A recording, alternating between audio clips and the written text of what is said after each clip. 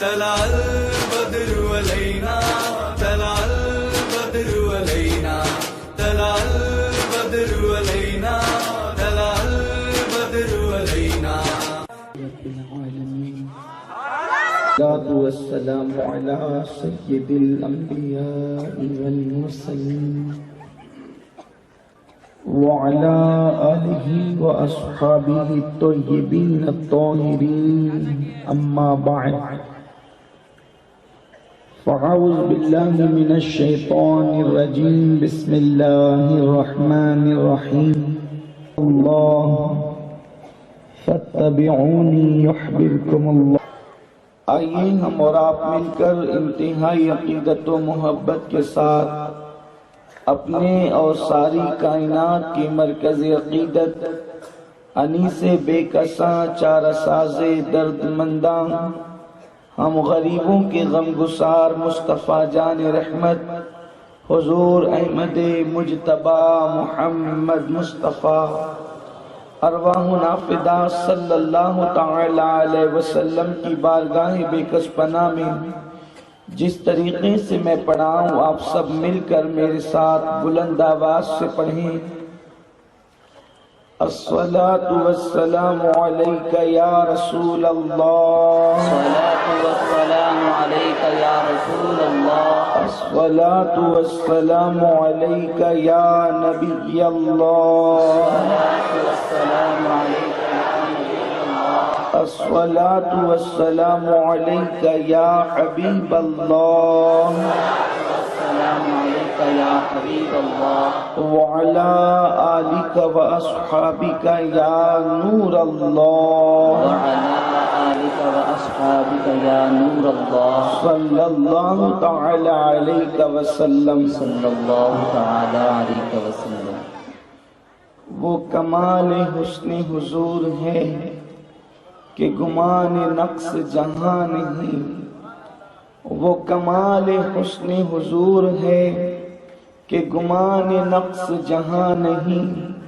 یہی پھول خار سے دور ہے یہی شمع ہے کہ دھواں نہیں.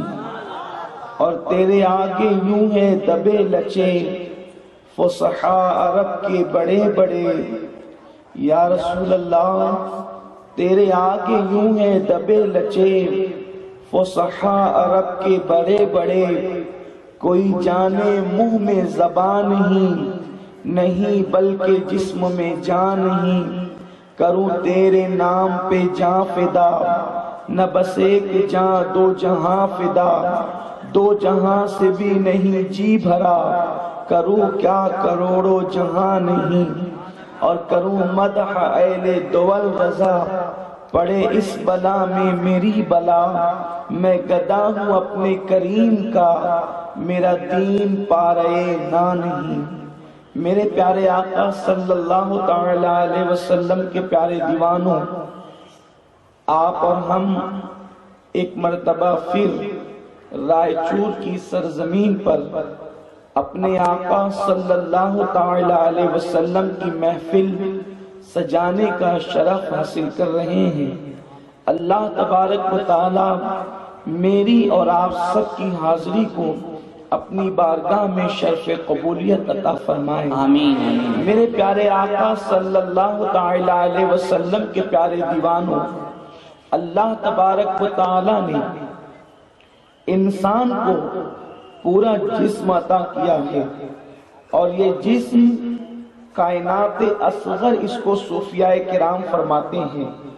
یعنی اللہ کی جو بڑی کائنات ہے اگر اس کائنات کو سمیٹ لیا جائے تو یہ کائنات اصغر جسم انسانی کہلاتا ہے. اس جسم انسانی کی بڑی خصوصیت ہے، اس کے مرتبے بہت ہیں. اس لیے کہ آپ دیکھیں اللہ تبارک و تعالی نے جب آسمان کو پیدا کرنا چاہا تو میرے اللہ نے کن کہہ کر آسمان کو پیدا کیا، آسمان پیدا ہو گیا. جب اللہ نے زمین کو پیدا کرنا چاہا تو میرے اللہ نے کن فرمایا اور زمین پیدا ہو گئی. چاند، ستارے، سورج، سیارے، غرض کہ یہ جو زمین ہے اس سے لاکھوں کروڑوں گنا بڑے بڑے سیارے آسمانوں پر اور موجود ہے یا خلا کے اندر موجود ہے۔ میرے پیارے آقا صلی اللہ علیہ وسلم کے پیارے دیوانوں، زمین جو ہے ان سیاروں کے آگے کوئی حیثیت ہی نہیں رکھتی۔ اتنے بڑے بڑے سیارے اللہ تبارک و تعالیٰ نے پیدا فرمائے ہیں، لیکن ان سب کو میرے اللہ نے کن کہہ کر کے پیدا فرمایا۔ وہ قادر و قیوم ہے، اس نے کن کہہ کر کائنات کو وجود عطا کیا۔ یہ حسن کائنات اس کی شان کن فیکن کا جلوہ ہے، لیکن قربان جائیں اتنے بڑے بڑے سیارے، اتنے بڑے بڑے ستارے، اتنے بڑے بڑے آفتاب و مہتاب جب اللہ نے پیدا کرنا ہوا تو کن فرما کر کے پیدا کیا، لیکن انسان سے اس کی محبت تو دیکھیں، انسان پر اس کا لطف تو دیکھیں، انسان پر اس کا کرم تو دیکھیں۔ جب اللہ نے انسان کو پیدا کرنا چاہا تو کن کہہ کر انسان کو پیدا نہیں کیا، بلکہ اللہ تبارک و تعالیٰ فرماتا ہے میں نے انسان کو اپنے دست قدرت سے پیدا کیا، اپنے قدرت والے ہاتھوں سے پیدا کیا، جیسا کہ اس کی شان ہے۔ میرے پیارے آقا صلی اللہ علیہ وسلم کے پیارے دیوانوں، اور پھر اس انسان کو اشرف المخلوقات کا خطاب عطا فرمایا، لقد کرمنا بنی آدم کا تاج اس کے سر پہ سجایا۔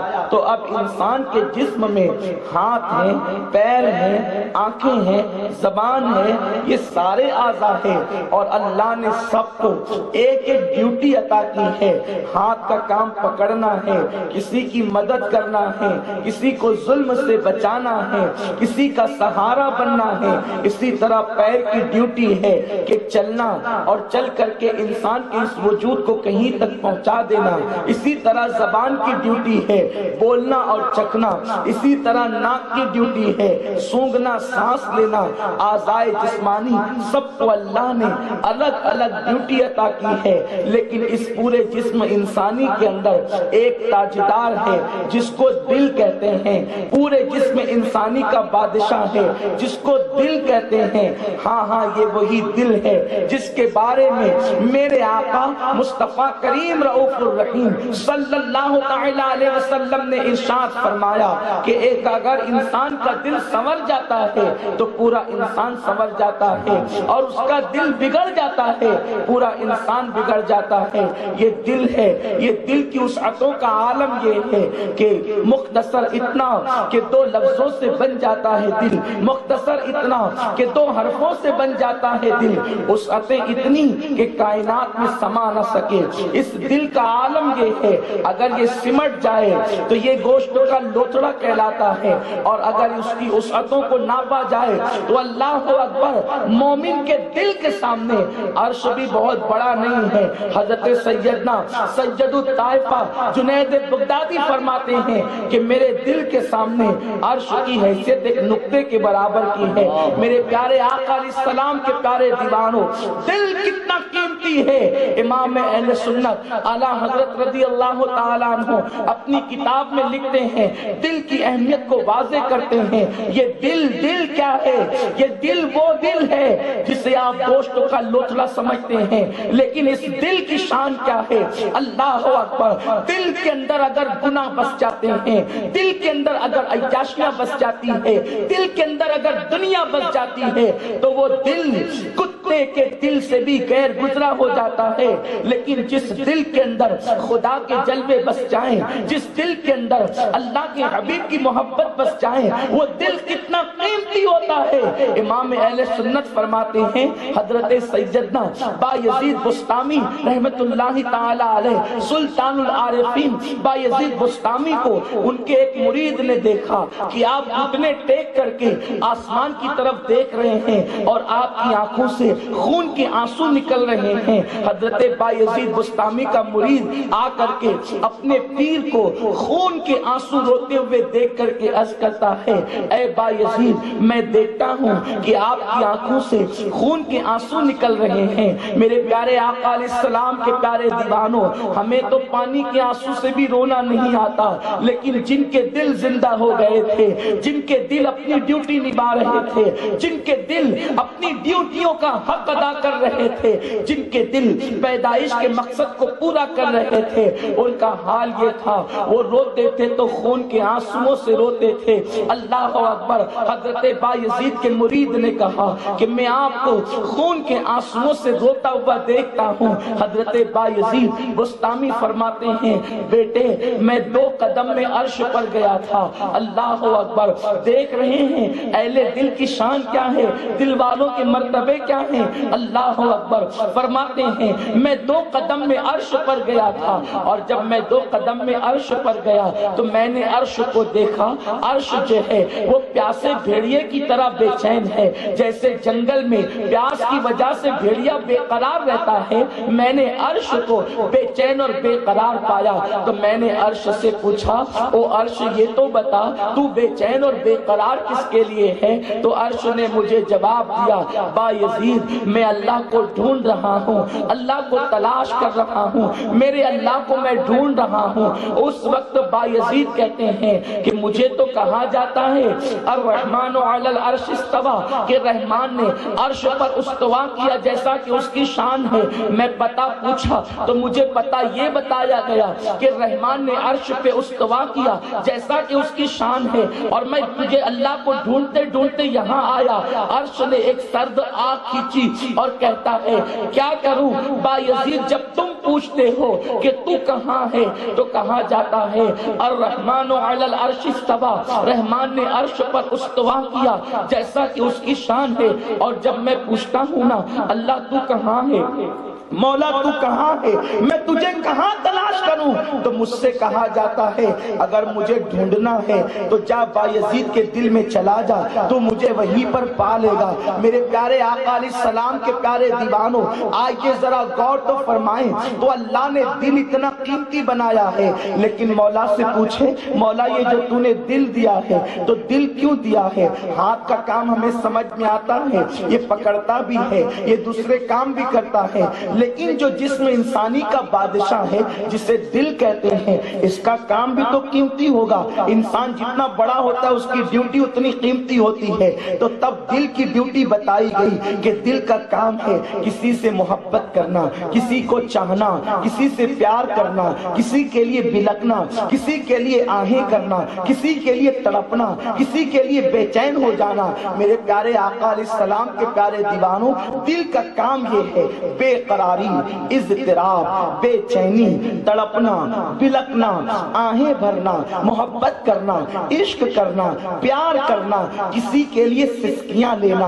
اللہ اکبر۔ اب آپ مجھے بتائیں کہ جب اللہ نے دل کو عشق کے لیے پیدا کیا، دل کو محبت کے لیے پیدا کیا، تو پھر اللہ نے جب دل کو محبت کے لیے پیدا کیا تو ایک محبوب بھی عطا فرمایا، اور وہ حبیب دیا۔ اللہ اکبر۔ ایسا کہ اس جیسا کوئی نہیں، اس کی مثل مثال نہیں۔ اللہ نے اسے جو ہے اللہ اکبر اپنی قدرت کا شاہکار بنا کر کے بھیجا۔ میرے پیارے آقا علیہ السلام کے پیارے دیوانوں اس دل کے اندر اگر اس محبوب کی محبت نہ ہوگی تو یہ دل آوارگی کی طرف چلا جائے گا، یہ دل گناہوں کی طرف چلا جائے گا، یہ دل بے حیائیوں کی طرف چلا جائے گا، یہ دل بدکاریوں کی طرف چلا جائے گا۔ اسی لیے میرے اللہ نے ہمارے لیے فرما دیا کہ میں نے اپنے حبیب کی محبت تم سب پہ لازم کر دیا ہے، اور پھر میرے رسول کے ذریعے سے کہلوایا لا یؤمن احدکم حتی اکون احب الیہ من والدہ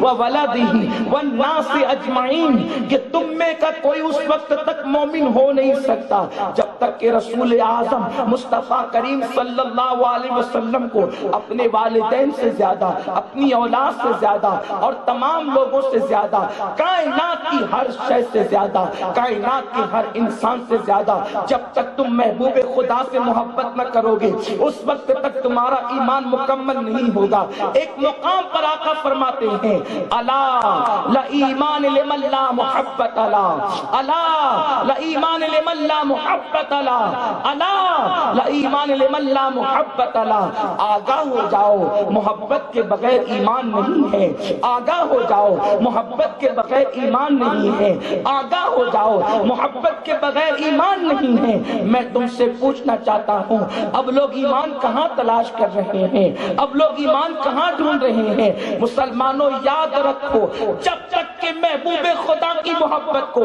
اپنے دل میں پیدا نہیں کرو گے، اس وقت تک کہ ایمان کی بو بھی تمہارے دل میں نہیں آ سکتی، ایمان کی لذت تم چکھ نہیں سکتے۔ اگر ایمان کی حلاوت چاہتے ہو، آؤ محبوب خدا کی طرف، آؤ مصطفیٰ جان رحمت کی طرف، آؤ حبیب کبریا کی طرف۔ لیکن کوئی دل میں یہ خیال نہ لائے کہ ہم حضور کی محبت کو قوم پر یوں ہی تھوپ رہے ہیں، ہم حضور کی محبت کو لوگوں پر یوں ہی ڈال رہے ہیں کہ چلو آقا کریم صلی اللہ علیہ وسلم سے محبت کرو، حضور سے پیار کرو، اس لیے کہ دنیا کے اندر بہت سے قائدین ہیں جن کی محبت تھوپی جاتی ہے، دنیا کے اندر بہت سے انسان ہیں جن کی محبت تھوپی جاتی ہے، لیکن اللہ کے نبی کو یوں نہ سمجھنا کہ ان کی محبت علماء صلحاء اولیاء اور صحابہ امت پر تھوپ رہے ہیں۔ خدا کی عزت و جلال کی قسم، علماء اور مشائخ کی موجودگی میں، دانشوروں کی موجودگی میں بڑی ذمہ داری کے ساتھ عرض کروں گا، میرے اللہ نے میرے رسول کو ایسا بنایا ہی ہے کہ ان کی محبت تھوپنے کی ضرورت نہیں۔ جس نے دیکھا ہے محبت کرنے پر مجبور ہو گیا ہے، جس نے دیکھا ہے پیار کرنے پر مجبور ہو گیا ہے۔ ان کی صورت بے مثال ہے، ان کی سیرت بے مثال ہے۔ اگر بات یہی آئی ہے تو میں سیرت کے حوالے سے اپنی بات کو دلیل کے ذریعے سے مضبوط کر دوں تاکہ پتہ چلے جو دیکھتا ہے دیکھتا ہی رہ جاتا ہے، جو تکتا ہے تکتا ہی رہ جاتا ہے۔ اللہ اکبر، آج یہ بات سیرت کی آئی ہے اور میری مقدس مائیں اور بہنیں بھی موجود ہیں، تو آج ہم حضور سید عالم صلی اللہ علیہ وسلم کے پہلے نکاح کو پیش کریں گے۔ آج سیرت النبی کا وہ باب آپ کے سامنے پیش کروں جو بہت کم ہماری محفلوں میں ہم کبھی ذکر کر پاتے ہیں۔ وہ حضور سید عالم کا پہلا نکاح ہے۔ میرے پیارے آقا علیہ السلام کے پیارے دیوانوں، مستشرقین یورپ نے حضور علیہ السلام کے پہلے نکاح پر بہت سے اعتراضات کیے ہیں، اور آج بھی کتابوں میں لکھا جاتا ہے کہ حضور علیہ السلام نے خدیجہ کو نکاح کی دعوت دی اس لیے کہ وہ مالدار تھی، معاذ اللہ۔ لیکن میں آپ کو بتا دینا چاہتا ہوں، جنہوں نے سیرت النبی نہیں پڑھی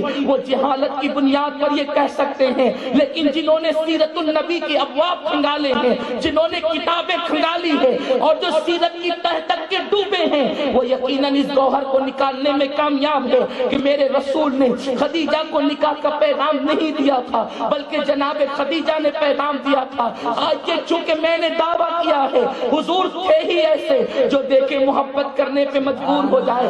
یہ بات کو میں دلیل کے طور پہ عرض کروں گا اللہ کی مدد سے۔ میرے پیارے آقا علیہ السلام کے پیارے دیوانوں، ہوا یوں ہے، میرے رسول سید عالم صلی اللہ علیہ وسلم کی عمر ابھی ماں کے شکم میں ہے۔ آقا علیہ السلام 2 مہینے یا 4 مہینے کی حمل کی شکل رکھتے ہیں۔ حضور کے والد بزرگوار کا سایہ میرے رسول کے سر انور سے اٹھ گیا۔ آقا کریم کے والد جناب عبداللہ کا سایہ سر سے اٹھا۔ ابھی میرے اور آپ کے آقا ماں کے شکم میں موجود ہے۔ اماں جان ابھی جو ہے آقا کریم کی عمر 6 سال کی ہے کہ میرے رسول کی والدہ سیدہ آمنہ خاتون جو ہے مقام ابوا پر ان کا وصال ہو جاتا ہے۔ میں اشارہ کر رہا ہوں تاکہ سیرت کا گوشہ ایک ایک گوشہ آپ کی نگاہوں کے اندر آئے۔ ایک بات لیکن یہ بھی بتاؤں، آج کل لوگ یہ کہتے ہیں کہ مزاروں پر جانا بدعت ہے اور قبروں پر نہیں جانا چاہیے۔ میں ان کو بتا دینا چاہتا ہوں کہ جہالت کی بنیاد پر زبان اٹھا کر نہیں لگانی چاہیے۔ پہلے سیرت پڑھیں، قرآن اور حدیث پڑھیں، اس کے بعد آپ بات کریں۔ اصل میں مسئلہ یہ ہے کہ ڈاکٹر کو یہ حق دیا جاتا ہے کہ وہ اپنی فیلڈ کی بات کرے۔ مولوی ڈاکٹر کی فیلڈ کی بات نہیں کر سکتا، انجینئر دواخانہ کھول کر نہیں بیٹھ سکتا۔ اسی طریقے سے کسی چمار کو ڈاکٹر کا آلہ نہیں دے دیا جاتا۔ کیوں؟ اگر وہ چمار ڈاکٹر کا آلہ لے لے، لوگ کہیں گے تو اپنی اوقات سمجھ، کیونکہ تو چمار ہے، تو کلینک نہیں سنبھال سکتا۔ اگر تو کلینک لے کر کے بیٹھے گا تو لوگ مر جائیں گے، تو لوگوں کو تباہ کر دے گا۔ چمار کا کام جوتے سینا ہے، ڈاکٹر کی کلینک سنبھالنا نہیں ہے۔ لیکن مجھے افسوس اس بات پر ہوتا ہے ڈاکٹر ڈاکٹر کے علم کے حوالے سے صرف ڈاکٹر گفتگو کر سکتا ہے، ڈاکٹر کی فیلڈ کے حوالے سے صرف ڈاکٹر باتیں کر سکتا ہے، لیکن لوگوں نے دین کو اتنا آسان سمجھ لیا، دین کو اتنا ہلکا سمجھ لیا۔ پان دکان والا بھی دین پر جو ہے اب اپنے تبصرے کر رہا ہے، اللہ اکبر۔ جن کو استنجا کی سنتیں نہیں معلوم وہ حدیث پر تبصرے کر رہے ہیں۔ کتنا افسوس ہے کہ انسان اپنی فیلڈ سے ہٹ کر کے بات کرے تو لوگ لگام دیتے ہیں، یہ تیری فیلڈ نہیں، تو بات کیوں کرتا ہے؟ تو پھر لوگ قرآن اور حدیث کے معاملے میں آخر جاہلوں کو لگام کیوں نہیں دیتے کہ یہ تیری فیلڈ نہیں، تو کیوں بات کر رہا ہے؟ اس کا حق تو انہی لوگوں کو ہے جنہوں نے رات و دن جاگ جاگ کر کے قرآن کے علوم سیکھے ہیں، حدیث کے علوم سیکھے ہیں۔ کوئی علم والا جس نے واقعی قرآن پڑھا ہو اور قرآن میں یہ آیت پڑھی ہو، اِنَّا رحمت اللہ قریب من المحسنین، بے شک اللہ کی رحمت اس کے ولیوں کے قریب ہے، کبھی بھی بازار پہ جانے کا منکر نہیں ہو سکتا۔ جس نے حدیث پڑھی ہے وہ حدیث پڑھنے والا کبھی بھی ولی کے مزار پہ جانے کا منکر نہیں ہو سکتا۔ بات اتنی ہے، اب تقریروں کے لیے جہلا کو بلایا جاتا ہے جنہوں نے قرآن و حدیث کی بو بھی نہیں سونگی، اس لیے امت میں فتنے پیدا ہو رہے ہیں۔ آج یہ میں تمہیں بتاؤں، مزار پر جانا بدعت نہیں ہے۔ میرے آقا علیہ السلام کا زندگی کا پہلا سفر اگر ہوا ہے تو وہ ایک ولی کی مزار کی حاضری کے لیے ہوا ہے۔ وہ اس طریقے سے کہ سیدہ آمنہ خاتون میرے نبی کی امی جان حضرت اللہ کے رسول سے کہتی ہے، مصطفیٰ کریم سے کہتی ہے، بیٹے محمد تمہارے والد اس وقت دنیا سے کوچ کر گئے جب ابھی تمہاری عمر میرے شکم میں ہی تھی، ابھی تم پیدا بھی نہیں ہوئے تھے، چند ماہ کے تم حمل کی شکل میں تھے، تب تمہارے والد دنیا سے کوچ کر گئے، تم نے اپنے ابا کی زیارت نہیں کی۔ بیٹے محمد چلو میں مدینے میں تمہارے والد کی قبر کی زیارت تمہیں کرا کر کے لاؤں۔ اب پتہ چلا حضور نے 6 سال کی عمر سے پہلے اپنے پیروں پر کوئی سفر نہیں کیا تھا۔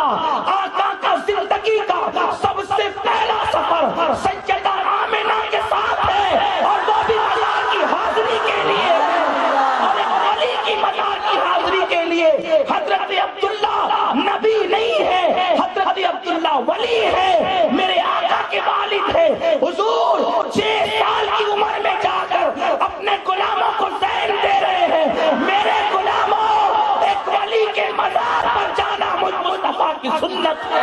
نعرہ تکبیر، نعرہ رسالت، مسلک اعلیٰ حضرت۔ سیرت پڑھو، آقا کی زندگی پڑھو، جہالت کی طرف نہ جاؤ، علم کی طرف آؤ۔ اور جب سیدہ آمنہ خاتون نے میرے آقا کو 6 سال کی عمر میں حضرت عبداللہ کے مزار پر لے گئی تو شوہر کا اتنا صدمہ ہوا کہ آپ پر بخار آ گیا، بیماری آ گئی، اور آپ جب لوٹنے لگی مدینہ منورہ سے تو اس وقت مقام ابوا پر حضرت سیدہ آمنہ خاتون بیمار ہوئی۔ میرے رسول 6 سال کی عمر میں اپنی ماں کے سرہانے بیٹھے ہیں۔ ماں کبھی اپنے بیٹے کو دیکھتی ہے اور کبھی بیٹا 6 سال کا اپنی ماں کو دیکھتا ہے۔ وہ معصوم پیغمبر 6 سال کی عمر میں ماں کو دیکھتے ہیں۔ حضرت آمنہ خاتون کی زندگی کا آخری فعل یہ ہے کہ حضرت آمنہ نے حضور سید عالم کے چہرے کو دیکھ کر کے یہ اشعار کہے تھے کہ میرا بیٹا معمولی نہیں ہے، میرے بیٹے کی شان یہ ہوگی کہ دنیا کے مشرق و مغرب میں اس کی عظمت کے ڈنکے بجیں گے۔ یہ 6 سال کے محمد عربی کو دیکھ کر، 6 سال کے ننھے سے پیغمبر کو دیکھ کر میرے نبی کی امی جان جناب آمنہ خاتون یہ شعر پڑھ رہی تھی، اور یہ شعر پڑھتے پڑھتے حضرت آمنہ نے آنکھیں بند کر لی۔ جب آنکھیں بند کر لی، میرے رسول نے پہلی مرتبہ جو ہے وہ کسی کی کو دنیا سے رخصت ہوتے ہوئے دیکھا تھا۔ 6 سال کی معصوم زندگی ہے، ننھی سی عمر ہے۔ میرے سرکار اپنی ماں کے سینے سے لگ کر پھوٹ پھوٹ کر رونے لگے، امی مجھ سے باتیں کرو، امی تھوڑی دیر پہلے جو کہہ رہی تھی کہو۔ اس وقت میرے رسول کی کنیز، میرے رسول کی والدہ کی کنیز جناب ام ایمن نے میرے نبی کے سر پہ ہاتھ رکھا، کہا بیٹے جو دنیا سے چلے جاتے ہیں وہ گفتگو نہیں کیا کرتے، اب ان کو قبر میں اتارنے کا انتظام کیا جائے۔ اس وقت میرے رسول نے اپنے ننھے ننھے ہاتھوں سے ام ایمن کو ساتھ لے کر ایک پتھر سے اپنی ماں کی قبر کھودی تھی اور قبر کھود کر کے 6 سال کی عمر میں ماں کی قبر میں اتر کر ام ایمن کے سہارے اپنی ماں کو قبر میں لٹایا تھا اور اپنے ننھے ننھے ہاتھوں سے مٹی روتے ہوئے دی تھی. میں آج بھی اس منظر کو یاد کر رہا ہوں. تصور میں ہم ابوا پہنچتے ہیں. آخر بتائے نا عرب کی ٹھنڈی ٹھنڈی ہواؤں نے مصطفیٰ جان رحمت کے معصوم چہرے پر جو 6 سال کی عمر میں موٹے موٹے آنسو رخسار پر ماں کی یاد میں آتے ہوں گے وہ کس طریقے سے خشک کیے ہوں گے. یا رسول اللہ آج ہم اپنی ماؤں کو امی امی کہہ کر صرف اس لیے پکارتے اس نیت سے کہ آپ کی والدہ محترمہ کا کفارہ ہم ادا کر سکیں. حضور جب عرب کے ننھے ننھے بچے آپ کے سامنے اپنی ماؤں کو پکارتے ہوں گے تو آقا آپ کے دل پر کیا گزرتی ہوگی. حضور آپ خاموشی میں اپنے ہاتھوں سے کس طریقے سے آنسو خشک کرتے ہوں گے ہم سمجھ سکتے ہیں. قربان جائیں. لیکن یہاں ایک بات اور عرض کروں سیرت کا اگلا پہلو پیش کرنے سے پہلے کہ اللہ اکبر. آج لوگ کہتے ہیں فرقہ بندیاں نہ کرو اتحاد کی بات کرو. میں صرف ایک بات کہہ کر کے گزر جاؤں گا اور آپ کی ایمان پہ چھوڑ دوں گا اس لیے کہ خطابت کے جوہر دکھانا میرا کام نہیں. میں کوئی خطیب نہیں. میں بارگاہ غوثیت کا ایک ادنا سا غلام اور سگے بے ہنر ہوں. سبحان اللہ. اتنی عرض کرنا چاہتا ہوں تمہارے ایمان پر چھوڑ دینا چاہتا ہوں. مسلمانوں دنیا میں قبریں بہت ہیں. قطبوں کی قبر ہے ابدالوں کی قبر ہے اغواث کی قبر ہے صحابہ کی قبر ہے انبیاء کی قبر ہے رسولوں کی قبر ہے لیکن ہر قبر کی شان جدا جدا ہے. کسی کی قبر امتی نے بنائی کسی کی قبر صحابی نے بنائی کسی کی قبر مرید نے بنائی کسی کی قبر پیر نے بنائی. لیکن آمنہ اے میری مقدس ماں تیری عظمتوں پہ قربان تیری قبروں کو نبیوں کے امام الانبیاء نے پتھر سے کھودا تھا اور اپنے 6 سال کے معصوم ہاتھوں سے آمنہ خاتون کی قبر کو بنایا تھا. لیکن آج مجھے افسوس ہے سعودی حکومت نے یہ کہہ کر کے میرے نبی کی ماں کی قبر پہ بلڈوزر چلا دیا. یہ ایک جہنمی اور مشرکہ عورت کی قبر ہے. آپ سے میں پوچھنا چاہتا ہوں اور یہ صرف سعودی حکومت کا کارنامہ نہیں ہندوستان کا جو سب سے بڑا دارالعلوم کہلاتا ہے اس دارالعلوم دیوبند کے مفتیوں نے بھی تائید کی تھی کہ ہاں محمد کی ماں کافرہ اور مشرکہ تھی اس لیے جو ہے وہ ان کی قبروں کو ڈھا دینا چاہیے. فتاوی رشیدیہ میں مولوی رشید نے لکھا ہے کہ نبی کے والدین جو ہے وہ سادات حنفیہ کے نزدیک مسلمان نہیں ہے کافر و مشرک ہے. بس میں تم سے اتنا پوچھنا چاہتا ہوں مسلمانوں فرقہ بندی کی گفتگو کرنا تفرقہ بازی کرنا یہ اہل سنن کا کام نہیں لیکن عشق مصطفیٰ تو ہماری رگوں پہ میں بھرا ہوا ہے. محمد عربی کی محبت تو ایمان کا تقاضا ہے. ہمیں تو اتنا بولنے کا حق ہے اگر کسی کے باپ کو کافر کہا جاتا ہے تو اس کا دل تڑپتا ہے. اکرمہ کے باپ ابو جہل کو جب لوگوں نے کافر کہا تو اکرمہ کی آنکھوں میں ایمان لانے کے بعد آنسو آئے تھے. یا رسول اللہ میرے باپ کو میرے سامنے برا کہتے ہیں. اس وقت میرے نبی نے کہا تھا صحابہ سے ابو جہل برا ضرور ہے وہ میری امت کا فرعون ہے لیکن سنو ایک کافر کی وجہ سے ایک مومن کا دل نہ دکھانا. اکرمہ کے سامنے اس کے باپ ابو جہل کو کافر نہ کہنا اس کے بارے میں برا نہ کہنا. میں تم سے پوچھنا چاہتا ہوں اکرمہ کا باپ جس کے کفر پر مرنے میں کوئی شک نہیں اکرمہ کے سامنے اگر اس سے کافر باپ کو کافر کہا جاتا ہے تو اکرمہ کا دل چھنی چھنی ہوتا ہے. جب کلمہ پڑھنے والا امتی مولوی امتی مصنف میرے نبی کے ماں باپ کو کافر کہتا ہوگا تو قبر انور میں میرے نبی کا دل چھنی چھنی نہیں ہوتا ہوگا میرے نبی کا دل نہیں دکھتا ہوگا. جس وقت سیدہ آمنہ کی قبر پر بلڈوزر چلایا گیا ہوگا اس وقت محمد عربی کے وجود پر کیا گزری ہوگی. سنو، نبی کی ماں وہ مقدس ماں ہے. میں ساری دلیلیں تو نہیں دیتا لیکن تمہارے ذہن کے لیے ایک دلیل دیتا ہوں. اگر کوئی میرے نبی کی ماں کو کافرہ کہتا ہے گویا کہ وہ جہنمیہ کہتا ہے، کیونکہ کافر ہی تو جہنم میں جائیں گے. لیکن اتنا بتا دوں، سنو، جب یونس علیہ السلام کو مچھلی کے پیٹ میں رکھا گیا تو میرے اللہ نے فرمایا جبریل جا اور سارے دریا پہ اعلان کر دے کہ کوئی مچھلی اس مچھلی کے برابر نہ تیرے، کوئی مچھلی نر اس مچھلی کے اوپر نہ چڑھے، کیونکہ میرا پیغمبر یونس اس مچھلی کے پیٹ میں ہے. ساری مچھلیاں اس کا ادب کرے اور 40 سال تک 40 دن تک کے حضرت یونس اس مچھلی کے پیٹ میں رہے، صرف 40 دن رہے. میرے نبی نے فرمایا کہ جنت میں مچھلی جائے گی تو ایک مچھلی جائے گی جس کے پیٹ میں حضرت یونس رہے، اس مچھلی کو اللہ جنت میں داخل کرے گا. ارے مچھلی نبی کی ماں نہیں ہو سکتی. اگر 40 دن تک کے یونس جیسا پیغمبر مچھلی کے پیٹ میں جائے وہ مچھلی جنت میں جاتی ہے تو 9 مہینے تک کے جس عاملہ کے شکم میں میرا مصطفیٰ ہے وہ عاملہ جنت میں کیوں نہیں ہے؟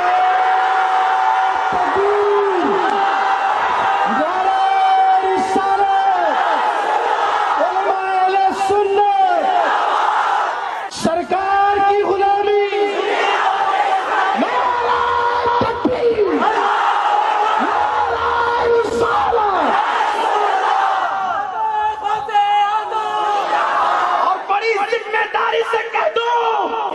میرے نبی نے کہا جنت و تحت اقدام الامہات، جنت تمہاری ماں کے قدموں کے نیچے ہے. ارے نبی نے تیری ماں کو اتنا بلند کیا کہ جنت تیری ماں کے قدموں میں سمٹ کر رکھ دیا، اور تو اتنا ظالم نکلا کہ تو نبی کی ماں کے بھی جنتی ہونے کا اقرار نہیں کرتا. تو پتا چلا اگر نبی کی ماں جنت میں نہیں جائے گی تو پھر کسی کی ماں جنت میں نہیں جائے گی.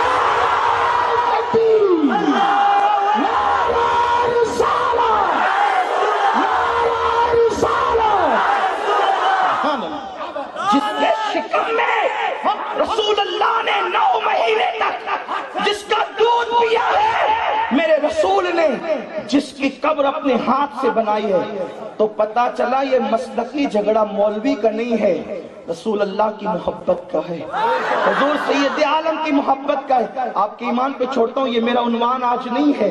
مجھے تو عشق رسول پہ گفتگو کرنا ہے جو میں دعویٰ لے کر کے چلا ہوں. حضور ہے ہی ایسے جس نے دیکھا پیار کرنے پہ مجبور ہو گیا. مجھے تو یہ ثابت کرنا ہے. لیکن ایک بات عرض کروں گا، آج جو یہ بات کہی جا رہی ہے نا، بس میرے نبی کی ماں کو کافر کہا گیا، میرے نبی کے والد کو کافر کہا گیا. کوئی بے غیرتی امتی تو اس پہ چپ رہ سکتا ہے، لیکن جس کو نبی کی شفاعت پانی ہو، جس کو رسول اللہ کے ساتھ جنت میں جانا ہو، وہ خاموش نہیں رہ سکتا. ہم اکیلے رہ جائیں گے لیکن ان عناصر کے خلاف احتجاج ضرور کرتے رہیں گے جنہوں نے ہمارے نبی کے ماں باپ کو گالی دی ہے. اس لیے کہ بیارو ہم اتنا ظرف رکھتے ہیں، اگر تمہیں شوق ہے گالی دینے کا تو ہمارے ماں باپ کو گالی دے دو، ہم برداشت کر لیں گے. اتنا ظرف رکھتے ہیں، لیکن نبی کی ماں پر گالی، وہ بھی کفر کی گالی، جہنمیہ کی گالی، شرک کی گالی کیسے گوارا کریں گے؟ بس اپنے نوجوان سے کہہ دیتا ہوں اتنا، اب تمہارے ایمان پہ چھوڑتا ہوں.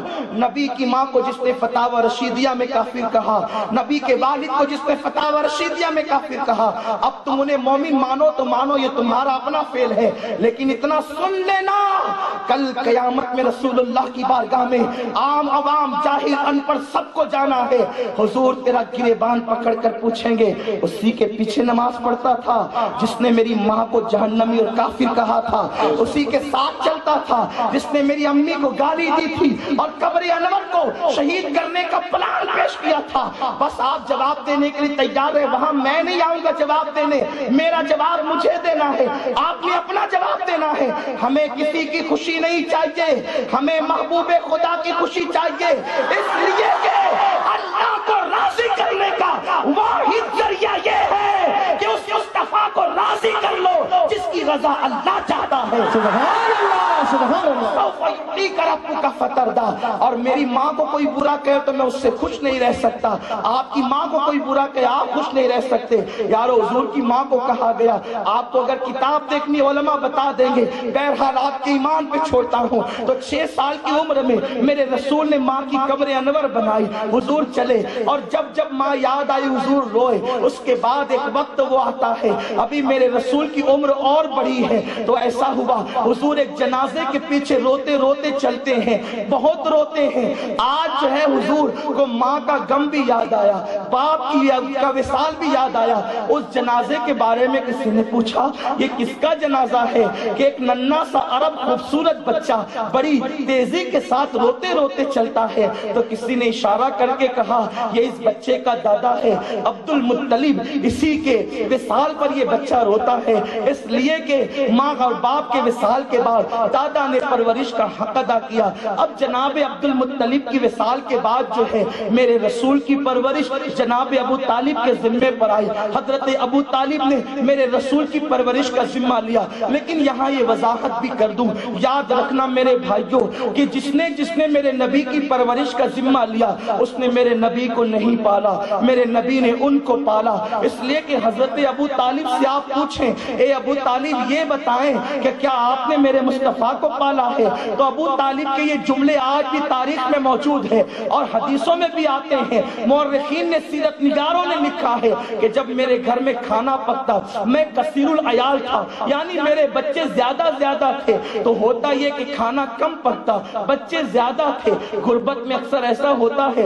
حضرت ابو طالب کہتے ہیں کہ میرے گھر میں کھانا کم پکتا بچے زیادہ تھے اور محمد عربی کے آنے سے پہلے بچے دسترخوان پہ بیٹھ جاتے تو میں کہتا بیٹو ابھی نہ بیٹھنا تمہارے بھائی محمد کو آنے دو. تو بچے پوچھتے ابا وہ تو ہم سے عمر میں بڑے ہیں پھر آخر ان کے آنے کا انتظار کیوں؟ تو ابو طالب کہتے بیٹو کھانا کم ہے لوگ زیادہ ہیں, جب دسترخوان پہ محمد ہوتے ہیں تو کبھی کھانا گھٹتا نہیں. سبحان اللہ سبحان اللہ. گھٹتا نہیں ہے. حضرت ابو طالب کے دسترخوان پر حضور کھا رہے بظاہر لیکن ابو طالب کے پورے گھر کو کھلا رہے. سبحان اللہ. کہتے ہیں جب میرے دسترخوان پہ محمد ہوتے تو کھانا کبھی نہیں گھٹتا. چچا دل و جان سے فدا ہے, بلکہ اشعار بھی کہیں جو بخاری شریف کے اندر موجود ہے, میں اس کی طرف نہیں جاتا. اب میرے رسول کی پرورش ہو رہی ہے. میرے آقا علیہ السلام اب جو ہے وہ بچپنے سے جوانی اور عالم شباب میں قدم رکھتے ہیں. اب میں یہ بیان کرنے سے قاصر ہوں کہ جس کے بچپن کو دیکھ کر کے حلیمہ نے کہا اس جیسا میں نے کسی کو نہیں دیکھا. حضرت میرے رسول کے بچپن کو دیکھ کر کے حلیمہ نے ہی تو کہا تھا اس جیسا شان والا نہیں دیکھا. بلکہ آپ نے سنا تو ہوگا نا میلاد النبی کی محفلوں میں حلیمہ سعدیہ کہتی ہے جب اس خوبصورت بچے سے میں متاثر ہوئی, سفید کپڑا اور چہرے کا رنگ ایک دوسرے میں فرق ہی نہیں کر پاتی تھی کہ کپڑا ختم کہاں ہوتا ہے چہرہ شروع کہاں سے ہوتا ہے. نرمی کا عالم یہ تھا کہ جسم کو چھوؤ تو یوں لگے کہ جیسے ہم جسم کو نہیں چھو رہے ہیں بلکہ ریشم کو ٹچ کر رہے ہیں. خوشبو سے وہ تر بدن. حضرت حلیمہ سعدیہ کہتی ہے میں نے سوچا چلنے سے محمد میں بہت سی فضیلتیں میں نے دیکھی, اس کو کعبے کا طواف کرواؤں اور حجر اسود کا بوسہ دلوا دوں. حضرت امام قسطلانی لکھتے ہیں کہ جب حضرت حلیمہ حضور ننھے سے رسول کو جو ہے وہ حجر اسود کا بوسہ دلانے کے لیے لے گئی, حلیمہ کہتی ہے آج بھی جس دن بیان کیا کہتی ہے آج بھی وہ منظر میری نظروں میں پھر رہا ہے کہ میں نے جیسے ہی سر اور کمر کو سہارا دے کر حجر اسود کے برابر ننھے سے محمد کو کیا, اس سے پہلے کہ حجر تک ان کا منہ جاتا میں نے یہ منظر دیکھا. حجر کعبے سے باہر آیا اور اس نے محمد کے منہ کو چوم کر کے تب ہم اس نتیجے پر پہنچتے ہیں کہ جب مکہ فتح ہوا سارے پتھر نکال کر پھینک دیے گئے.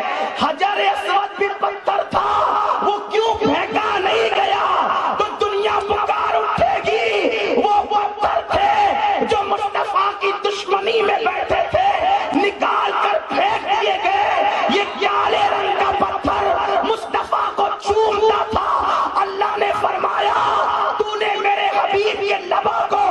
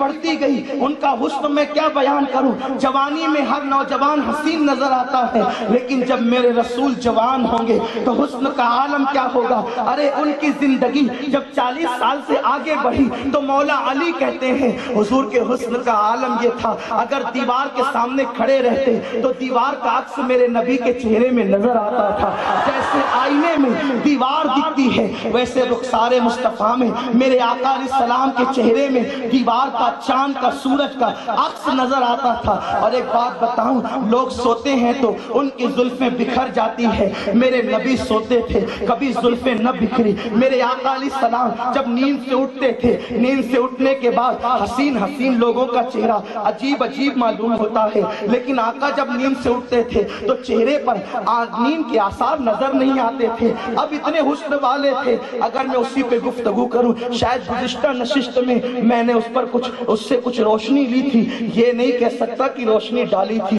سیرت پر کون روشنی ڈال سکتا ہے، سیرت سے تو روشنی لی جا سکتی ہے، تو میں نے اس سے روشنی لی تھی، اور آج جو ہے میں اس کا تذکرہ نہیں کروں گا، لیکن اتنا ضرور کہوں گا، اس حسن لازوال کو کیا یہ نہیں کہا جا سکتا کہ جب وہ زلفیں چہرے پر، خوبصورت چہرے پر آتی ہے تو میرا اللہ اسے قرآن کی شکل میں نازل کرتا ہے اور اس منظر کو واللیل کہہ کر کے یاد کرتا ہے، اور جب وہ زلفیں چہرے سے ہٹ کر کے پیچھے چلی جاتی ہے تو میرا اللہ اسے والضحیٰ کہہ کر کے پکارتا ہے۔ اب بتائیں اس حسن کو میں کیا کہوں، جس حسن کے بارے میں میرے اللہ نے اتنی قسم کھائی، والتین والزیتون وطور سینین وہذا البلد الامین، چار قسمیں اٹھائی۔ اللہ یوں ہی کہہ دیتا تو کون نہیں مانتا، جو نہ مانتا وہ کافر ہوتا، ایک بھی قسم کھاتا تو کافی تھا، قسم کھانے پر کس نے مجبور کیا تھا، اللہ تو قسموں سے پاک ہے، ایک دو نہیں 4 قسمیں کھائی، اور قرآن کی ایک آیت کی 70 ہزار تفسیریں ہیں۔ اب آئیے میں اس کا ترجمہ کروں، ترجمے بہت کیے گئے ہیں، بہت کیے جائیں گے تفسیر کی روشنی میں، لیکن تفسیروں کا نچوڑ جو امام اہل سنت نے بیان کیا وہ ہے والتین، حضرت ابراہیم کے شہر کی قسم، والتین سے مراد یہ انجیر بھی ہے، لیکن اصل میں انجیر پیدا ہوتی ہے حضرت ابراہیم علیہ السلام کے علاقے میں، تو اللہ نے انجیر کہہ کر کے اس علاقے کو مراد دیا ہے۔ اب بات سمجھ میں آئی؟ آپ کیا سمجھتے ہیں کہ وہ انجیر سے مراد یہ انجیر ہے؟ اللہ اکبر! ارے انجیر کی قسم تو نہ یاد کرے میرا اللہ، انجیر کی قسم کیا یاد کرے گا؟ اور اگر تو کہہ دے تربوز کی قسم، انجیر کی قسم، تو لوگ کہیں گے بے وقوف نہ بنا، قسم کھانے کے لیے انجیر اور تربوز ملے تھے تجھے۔ اب پتا چلا قرآن سمجھنے کے لیے عربی ہونا ضروری نہیں ہے، قرآن سمجھنے کے لیے غلام مصطفیٰ ہونا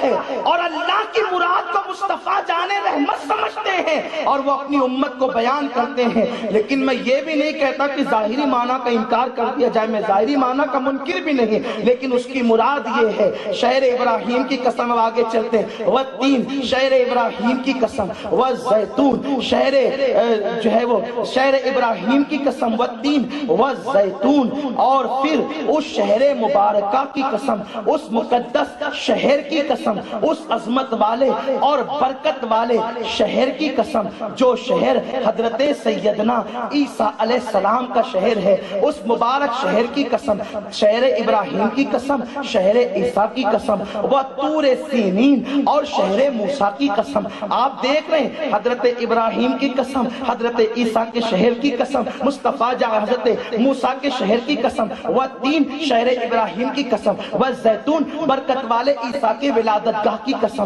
وطور سینین اور جہاں جا جا کر موسیٰ اللہ سے کلام کرتے تھے اس مبارک شہر کی قسم، وحاذل بلد الامین اور تیرے شہر کی قسم محبوب جہاں تو چلتا پھرتا ہے۔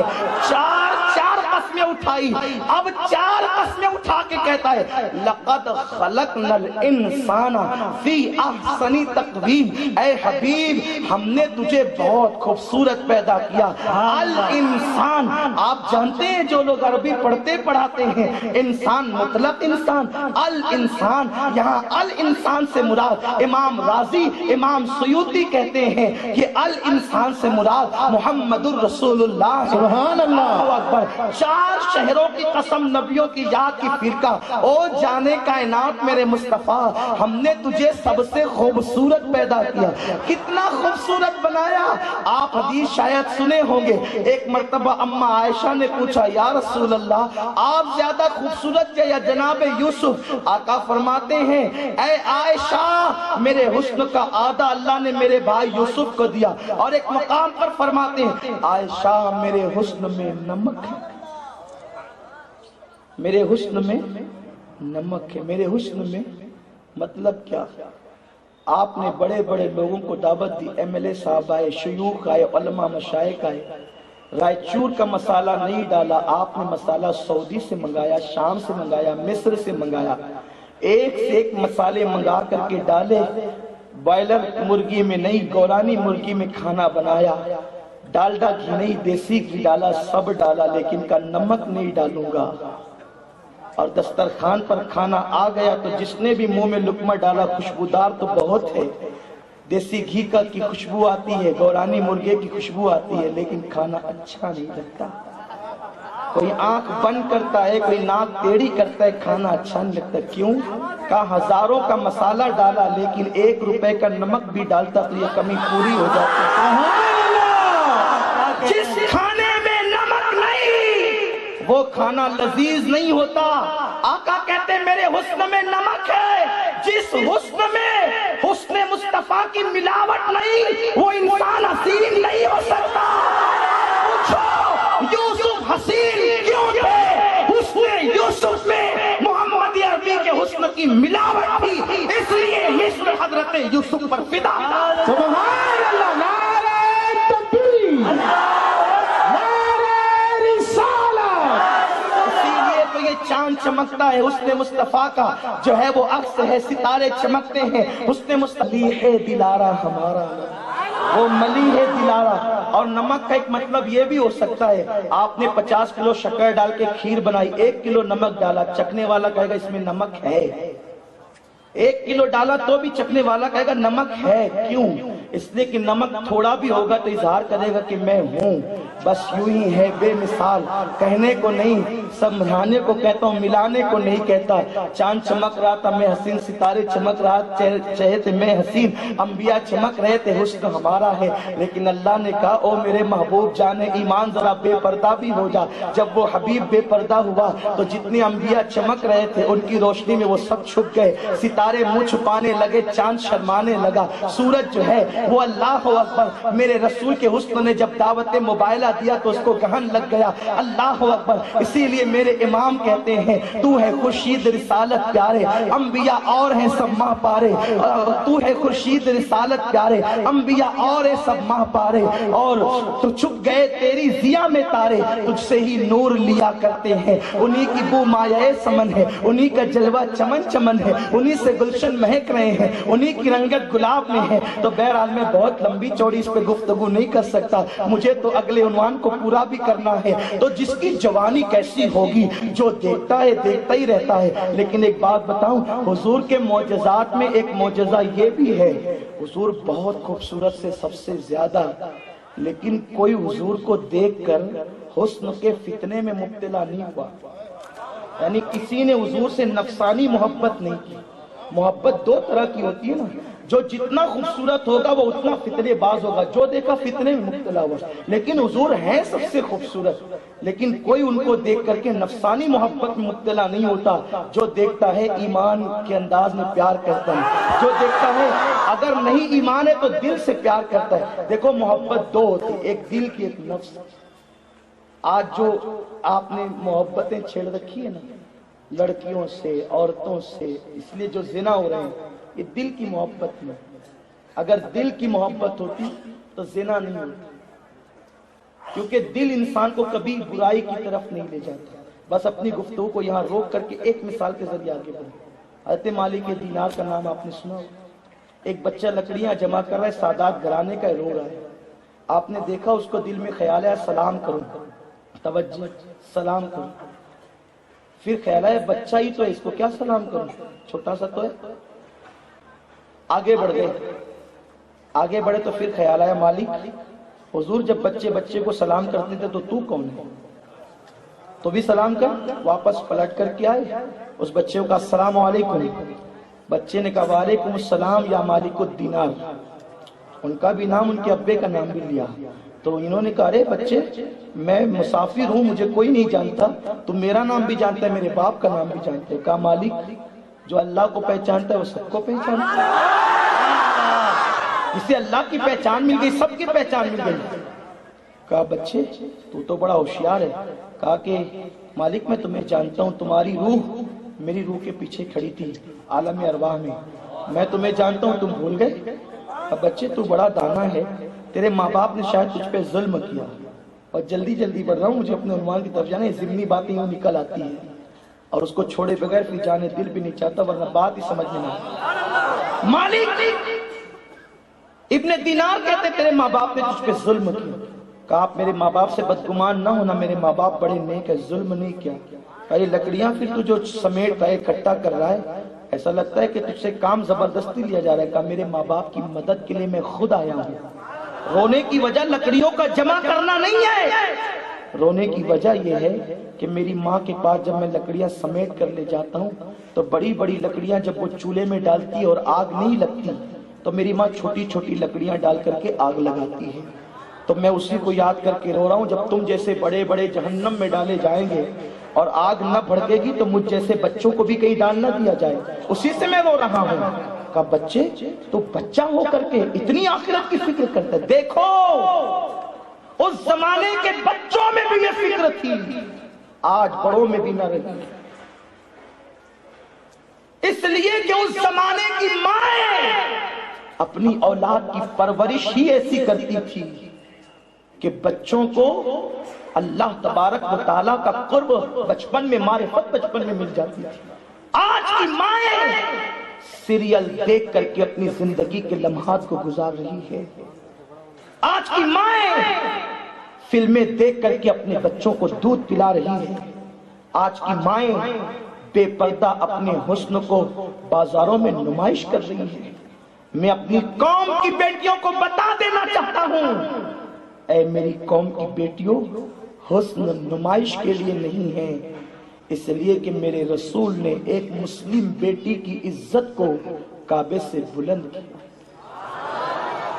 کعبے کی عزت سے بلند ایک مومنہ عورت کی عزت ہے. اور سنو، تم زیور کو، دولت کو سب کچھ سمجھتی ہو، میری بہنوں گورا رنگ عزت والا نہیں ہوتا، زیور عزت والے نہیں ہوتے.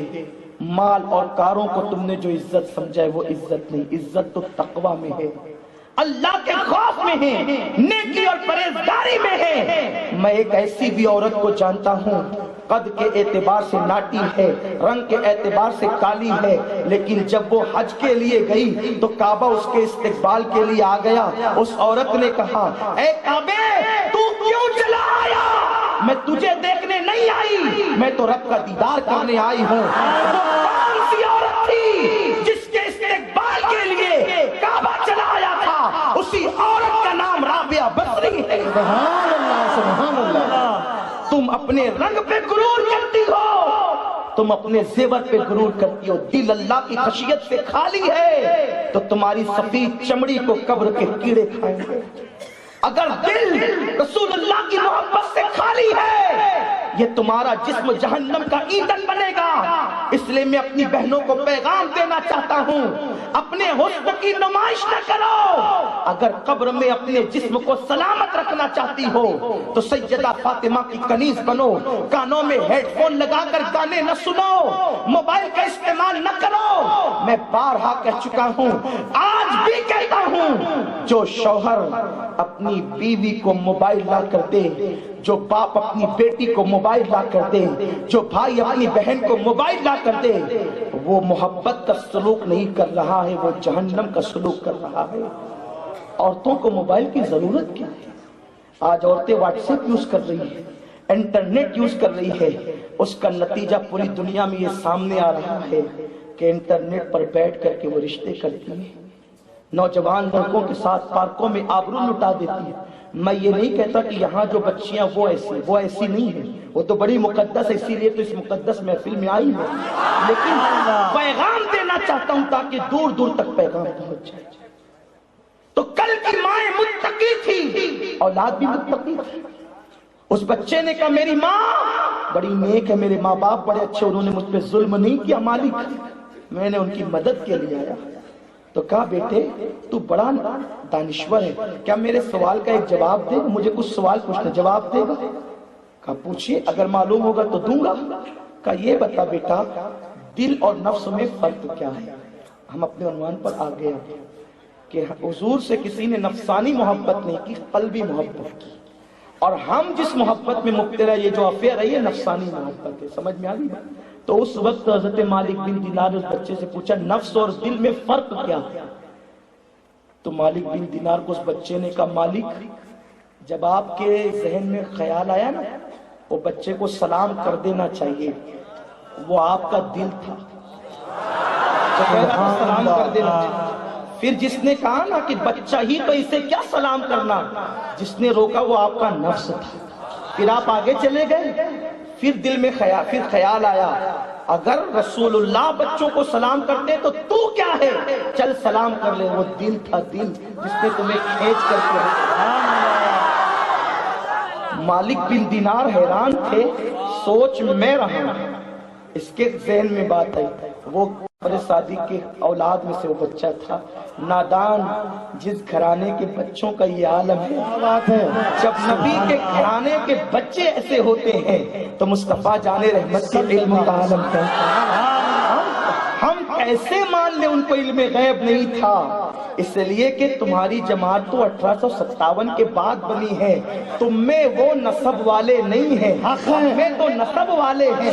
نبی کی اہل بیت 1450 سال سے ہمارے اندر ہے، تو ہم نے وہ ہیرے دیکھے ہیں جنہوں نے بچپنے میں دل کے خیالات کو لوگوں کے سامنے بکھیر کے رکھ دیا ہے۔ تو جس جماعت میں ایسی شان والے ہو، اسی جماعت کو یہ عقیدہ رکھنے کا حق بھی ہے کہ اللہ نے اپنے حبیب کو علم غیب عطا فرمایا۔ نعرہ تکبیر، نعرہ رسالت۔ ہمارا مسئلہ انگریزوں کی گول میز کا نتیجہ نہیں ہے، ہمارا مسلک مصطفیٰ جان رحمت کی عطا ہے۔ ہماری 1450 سالی، ہماری 1450 سالہ متواتر تاریخ ہے۔ اسی جماعت میں غوث الاعظم ہے، غریب نواز ہے، مختوم اشرف ہے، صابر کلیر ہے، محبوب الہی ہے، قطب الدین بختیار کاکی ہے، اسی میں امام احمد رضا مجدد اعظم ہے، اسی میں قطب رائے چور کی مقدس ذات ہے۔ ہماری کڑیاں ملی ہوئی ہے، اس لیے ہمیں رسول اللہ کے متعلق عقیدے کے حوالے سے کہیں ڈھونڈنے نہیں جانا پڑتا، ہمیں عقیدہ اپنے بزرگوں سے ملا ہے، ہمیں اپنے باپ داداؤں سے ملا ہے۔ بہرحال حضور کا حسن اتنا بے مثال تھا، لیکن کوئی حضور کے حسن کے فتنے میں مبتلا نہیں ہوا۔ کیوں؟ کیونکہ لوگوں نے ان کو دل سے چاہا۔ اسی لیے حضور مفتی اعظم کہتے ہیں کون کہتا ہے آنکھیں چرا کے چلے، کب کسی سے نگاہیں ملا کے چلے، وہ ہنسی کیا جو فتنے اٹھا کے چلے، ہاں ہنسی تم ہو فتنے مٹا کے چلے۔ حسین فتنے اٹھاتے ہیں، آپ کا حسن وہ ہے جو فتنے مٹاتا ہے۔ ارے مدینہ منورہ میں صدیوں سے لڑنے والے کیا شیر و شکر نہیں ہو گئے تھے؟ عقد مواخات قائم نہیں ہو گیا تھا؟ اوروں کے حسن جنگ کراتے ہیں، ان کا حسن جنگ کو امن میں تبدیل کر دیتا ہے۔ یہ بہت بڑا وسیع عنوان ہے، لیکن میں نے تو ابتدا میں یہ کہا تھا وہ ہے ہی ایسے جو دیکھے محبت کرنے پہ مجبور۔ 25 سال کے اندر حضور قدم رکھتے ہیں، حضرت ابو طالب کہتے بیٹے محمد عربی، ابھی حضور نے اعلان نبوت نہیں کیا، 25 سال کیا شباب ہوگا۔ حوران جنت وہاں سے حسن کی خیرات لیتی ہوگی. کیا بات ہے. وہ چلتے ہوں گے تو مکے کے راستے مچل مچل جاتے ہوں گے. عرش کا مکین فرش پر جلوگر ہے. قربان جائیں ہوا کیا. حضور کے چچا حضرت ابو طالب کہتے ہیں کہ بیٹا غربت بھی ہے، کاروبار نہیں ہے، ایک کام کرو، کچھ کاروبار کی ترکیب بناؤ. کچھ وہ کرتے ہیں. سرکار نے کہا ٹھیک ہے چچا کرتے ہیں. گفتگو ادھر یہ بھی خدا کا کرنا ہے کہ ادھر جو خدیجہ تھی وہ بڑی حسین عورت تھی اور حسن والی تھی، اور اس زمانے میں جس زمانے میں لوگ ماؤں کے ساتھ زنا کرتے تھے اس زمانے میں بھی خدیجہ مشہور تھی پاکیزگی اور طہارت میں. سبحان اللہ. سبحان اللہ. کیریکٹر میں بے مثال تھی، عظیم تھی، عظمت والی تھی. نبی کی بیوی جو ہونا تھا جسے خدیجہ نے، جو ملکہ تجار تھی، یعنی پورے مکہ میں سب سے زیادہ مالدار. مکہ کے جتنے تاجر تھے سب کا مال آدھا ہوتا تھا اور اکیلی خدیجہ کا مال آدھا ہوتا تھا. لیکن کچھ لوگ یوں بھی کرتے تھے، مکے کے لوگ تو ان میں سے بہت سے ایسے تھے لٹیری طبیعت کے لوگ تھے، عجیب عجیب حالات تھے ان کے. تو خدیجہ کیونکہ 2 بار بیوہ تھی اور کوئی مرد جو ہے ان کے گھر میں ایسا نہیں تھا کہ جو لوگوں سے لڑائیاں لیتا پھرے، اس کا مال کھا جاتے تھے، کہتے تھے جو کرنا کر لو، وہ عورت کیا کر سکتی. تو خدیجہ نے اپنی کنیز سے کہا جا جو ابو طالب عبد المطلب کا بیٹا ہے اس کو بلا کر لا اور اس سے کہنا او مکے کے سردار میری آقا نے، میری مالکہ نے تجھے بلایا ہے. حضرت ابو طالب آئے، مکے کے سرداروں میں ان کا شمار ہوتا تھا. حضرت ابو طالب آئے تو اس نے کہا خدیجہ کہتی ہے او مکے کے سردار بات اتنی ہے کہ میرا مال تو محفوظ کر دے، دیکھ تو صحیح تیری قوم کے لوگ میرا مال لوٹ لے جاتے ہیں اور پھر میں ان سے مقابلہ کرنے کی طاقت نہیں رکھتی، عورت ہوں، بتانا صحیح میں کیا کروں. جناب ابو طالب کہتے ہیں ٹھیک ہے میں اس مسئلے کا حل کیے دیتا ہوں، بس انتظار کر. آپ گئے اور جانے کے بعد آپ نے حرم کعبہ کے صحن میں سارے مکیوں کو جمع کیا، کہا میں تمہیں مالدار بنانا چاہتا ہوں. تو چونکہ مکے والے ابو طالب کا احترام کرتے تھے، کہا اے ہمارے سردار بول کیا کریں. جناب ابو طالب نے کہا تم سب خدیجہ کے پارٹنر بن جاؤ، کاروبار میں اس کے شریک ہو جاؤ، پارٹنر بن جاؤ. تو انہوں نے کہا کیا مذاق کرتے ہو. بالکل یہ ایسی بات تھی جیسے کوئی ریلائنس کمپنی والے کی طرف سے آ کر کے اس مجمع میں اعلان کرے کہ تم سب جو ہے اس کے پارٹنر بن جاؤ گے. ارے بھائی یہ کیا مذاق کرتے ہو کہ ہم لوگ ٹھیلا ڈکیلنے والے لوگ، پان دکان چلانے والے لوگ، ہوٹل چلانے والے لوگ.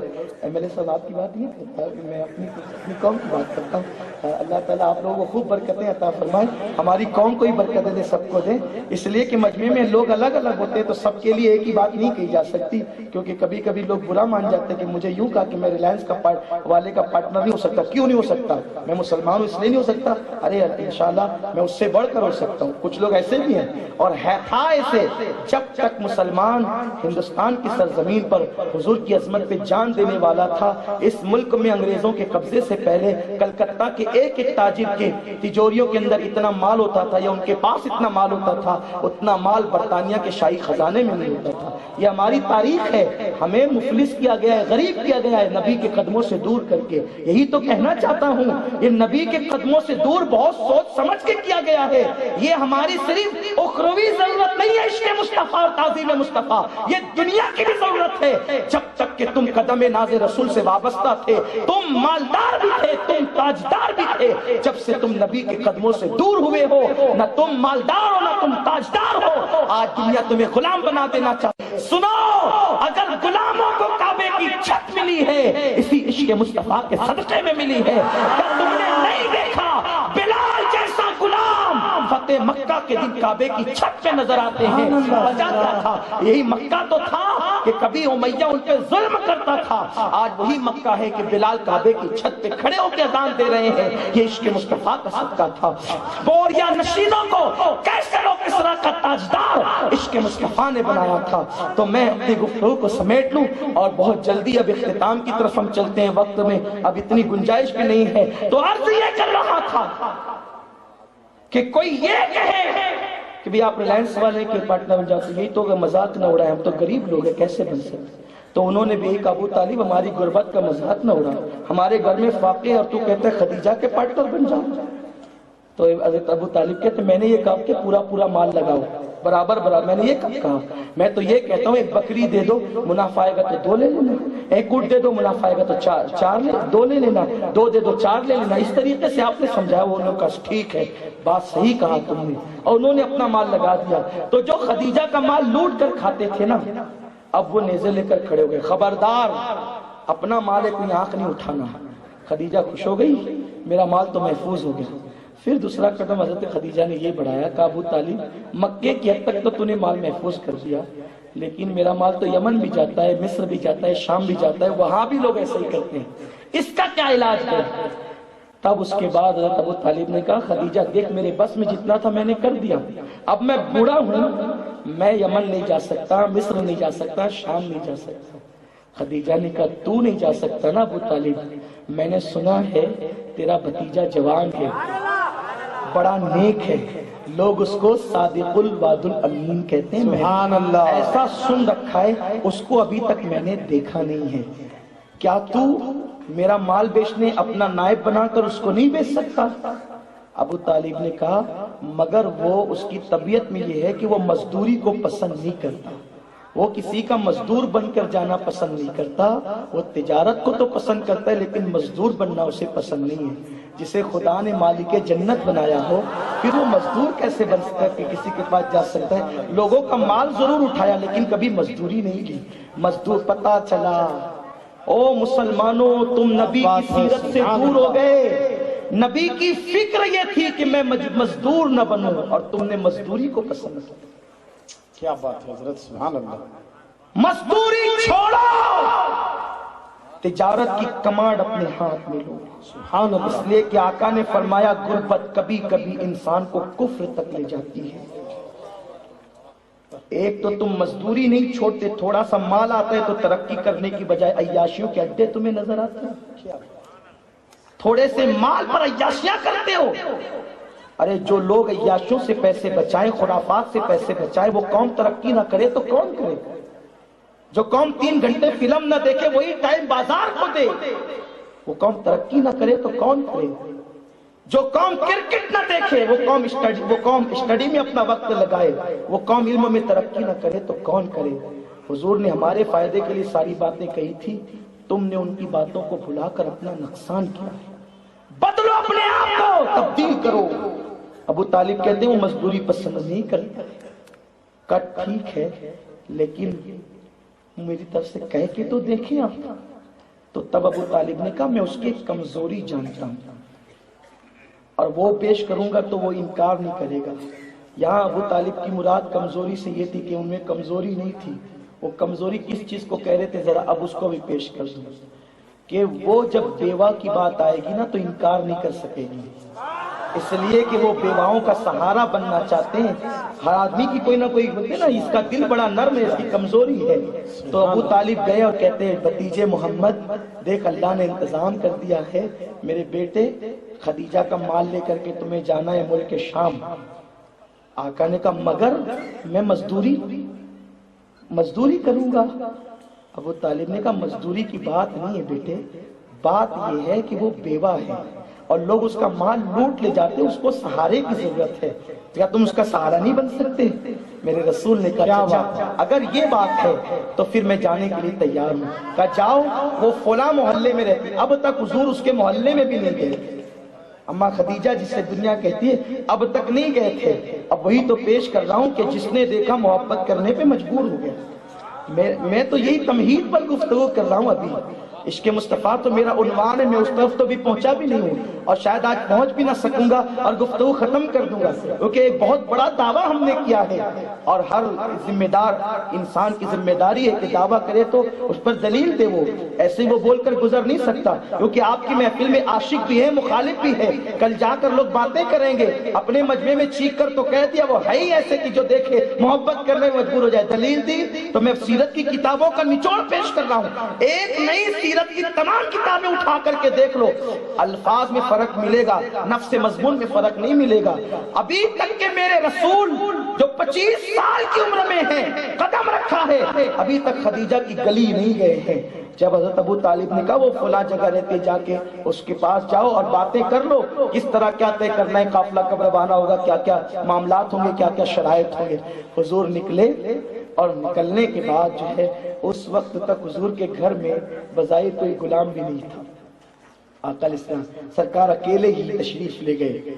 اب اماں خدیجہ کہتی ہے، جسے مومنین کی ماں بننا ہے، 40 سال کی عمر کے قریب پہنچ چکی ہے، 2 بار بیوہ ہو چکی ہے، کہتی ہے کہ میرا گھر اس سب کا دروازہ اس سمت میں تھا، مکے میں میرے گھر کا دروازہ اس سمت میں تھا، نہ سورج نکلتے وقت میرے گھر کے دروازے سے روشنی آتی تھی نہ ڈوبتے وقت، کیونکہ کچھ مکان ایسے ہوتے ہیں یعنی کہ ہندوستان میں مشرق اور مغرب کی طرف جو دروازے ہوتے ہیں یا تو نکلتے وقت روشنی آتی ہے یا تو ڈوبتے وقت، لیکن کچھ مکان ایسے ہیں جن کے دروازے شمال یا جنوب کی طرف ہے، تو نہ نکلتے وقت روشنی آتی ہے دروازے سے نہ ڈوبتے وقت۔ تو خدیجہ کہتی ہے میرے گھر ایسا ہی بنا ہوا تھا کہ دروازہ ایسی سمت میں تھا، نہ سورج نکلتے وقت روشنی آتی تھی نہ ڈوبتے وقت۔ میں اپنے گھر میں کام کر رہی تھی، میرا چہرہ دیوار کی طرف تھا اور میری پیٹھ دروازے کی طرف تھی۔ میرا چہرہ دروازے کی طرف نہیں تھا، پیٹھ تھی دروازے کی طرف اور میرا رخ دیوار کی طرف تھا۔ اچانک میں نے کیا دیکھا کہ سورج کی کرنیں میرے گھر کی دیوار پر پڑی۔ حضرت خدیجہ کہتی ہے سورج کی کرنیں میری دیوار پر پڑی، میں نے سوچا آج کون سا سورج مکے میں نکلا کہ جس کی کرنیں میرے دروازے سے میری دیوار پر پڑی، حالانکہ نکلتے اور ڈوبتے وقت سورج کی روشنی میرے دروازے سے میرے گھر میں نہیں آتی۔ میں نے جب پلٹ کر کے دیکھا تو میں نے سراپا حسن کو اپنے دروازے پر نگاہ نیچی کیے ہوئے کھڑا پایا۔ جب میں پلٹی میرے پیروں کے نیچے سے زمین کھسک گئی۔ کوئی اتنا حسین بھی ہو سکتا ہے، کوئی اتنا جمیل بھی ہو سکتا ہے جس کے چہرے سے کرنیں نکل کر دیوار پر پڑتی ہے۔ جب میں نے پلٹ کر کے کہا کون ہے آپ، کہاں سے آئے ہیں، نگاہیں نیچی کر کے کہا مکے کا رہنے والا ہوں، ابو طالب کا بھتیجا ہوں، میرا نام محمد ہے۔ آپ ہی محمد ہے؟ خدیجہ کہتی ہے میرا حال تو یہ تھا کہ میں بات کروں کہ کیا کروں، آنے والوں سے بڑھ بڑھ کے شرائط رکھتی تھی، یہ شرط ہوگی، یہ شرط ہوگی، یہ شرط ہوگی۔ اس کو کیا دیکھ لیا، میں نے کوئی شرط نہیں رکھی، وہ جو کہتے تھے ہاں یہ ہے، ہاں یہ ہے، ہاں یہ ہے، سب مانتی گئی، بس اتنا کہ آپ میرا مال لے جائیں، بس میرے لیے یہ سعادت کی بات ہے۔ ابھی حضور نے نبوت کا اعلان نہیں کیا ہے، 25 سال کی عمر کی شروعات ہے اور پھر اس کے بعد دن طے ہو گیا۔ حضور علیہ السلام کہتے ہیں ٹھیک ہے، اپنے چچا سے اجازت لیتا ہوں، کل روانہ ہو جائیں گے صبح۔ مکے کے اور بھی تجار ساتھ تھے۔ اب میسرہ کو جو خدیجہ کا بڑا معتمد غلام تھا بلا کر کے بٹھاتے، میسرہ تو میرے غلاموں میں سب سے زیادہ عقل مند ہے، ہوشیار اور دانا ہے، ہر تاجر کے پیچھے میں تجھے لگاتی تھی کہ مال کا خیال رکھنا، مال کا خیال۔ اب تجھے ایک کام کرنا ہے، تجھے اس سفر میں مال کا خیال نہیں رکھنا ہے۔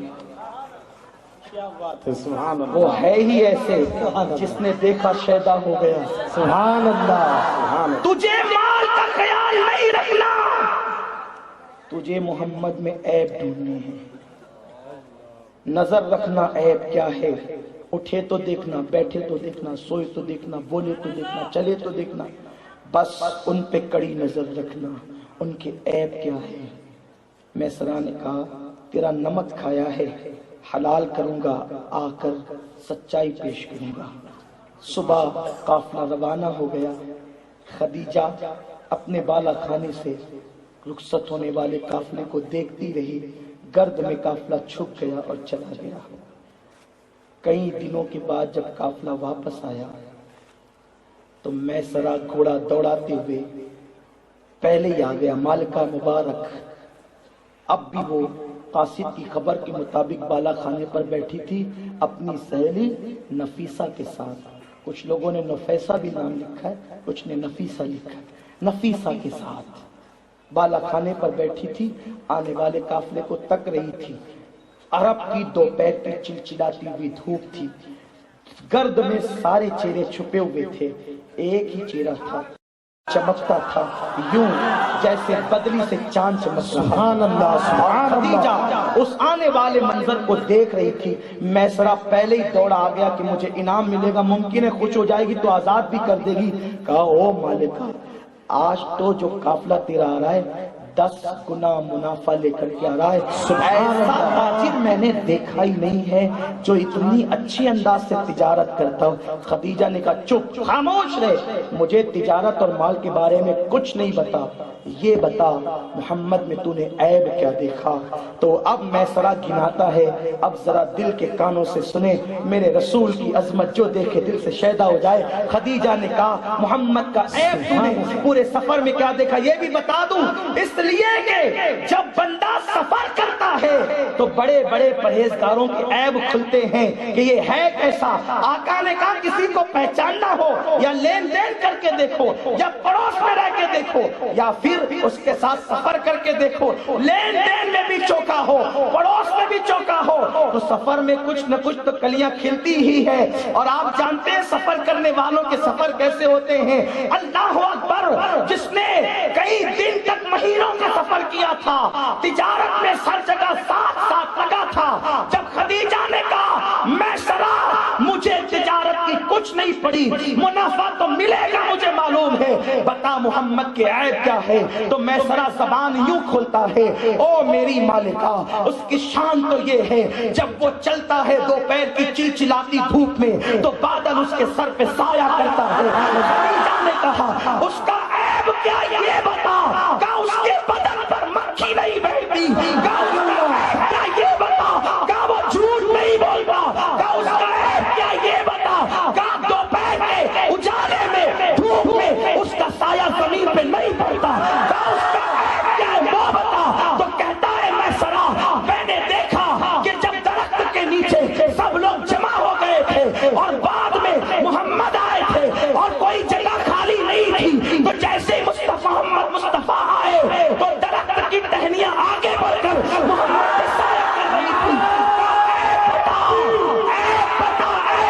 اس کا عیب کیا ہے؟ کہا وہ کبھی جھوٹی قسم نہیں کھاتا، اس کا عیب بتا کیا ہے، وہ امانت میں خیانت نہیں کرتا، کہا اس کا عیب بتا کیا ہے، کہا جب وہ گرد و غبار میں چلتا ہے اس کا کپڑا پورے سفر میں کبھی میلا نہیں ہوتا، کہا اس کا عیب بتا جتنا پسینہ نکلتا ہے خوشبو بڑھتی چلی جاتی ہے، کہا اس کا عیب بتا عیب۔ تو اس وقت میسرہ نے کہا او میری مالکہ، میں نے تیرا نمک کھایا ہے، اگر تو میرے ایک ہاتھ میں چاند لا کر رکھ دے اور دوسرے ہاتھ میں سورج لا کر رکھ دے اور پھر پوچھے محمد کا عیب کیا ہے، اللہ کی قسم کھا کے کہتا ہوں اللہ نے اسے ایسا بنایا اس میں عیب پیدا ہی نہیں۔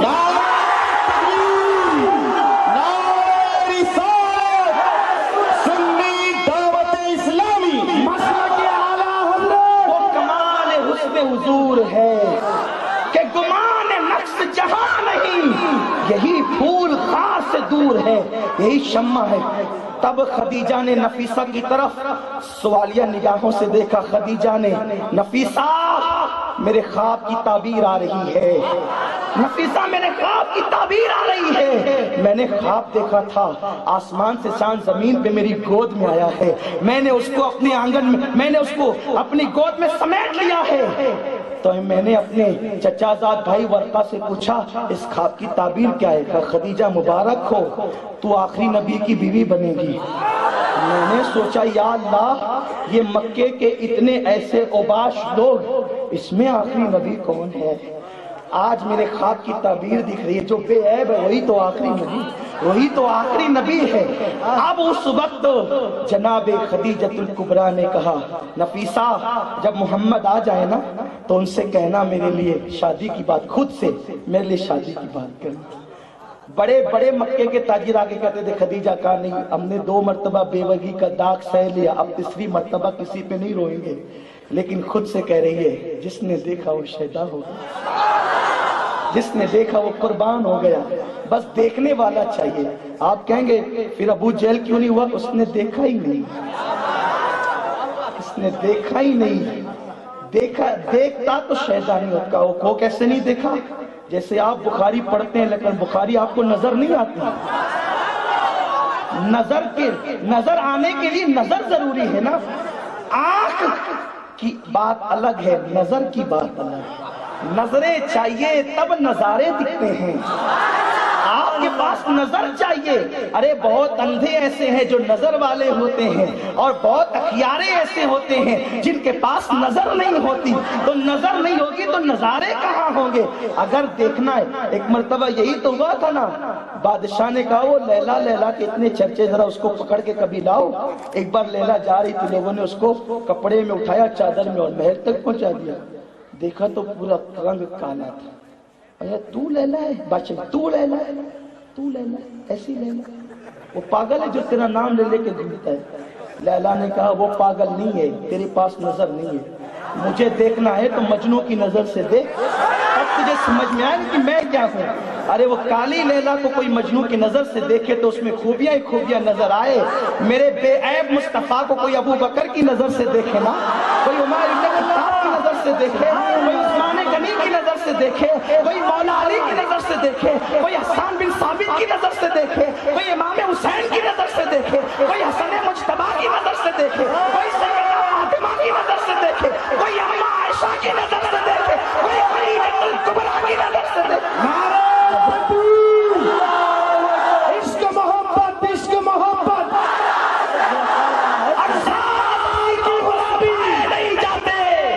گستاخ کو محبوب دکھائے نہیں جاتے. نظر چاہیے نا. اللہ اکبر. تو خدیجہ نے نفیسہ سے کہا کہ بات کر ان سے نکاح کے لیے.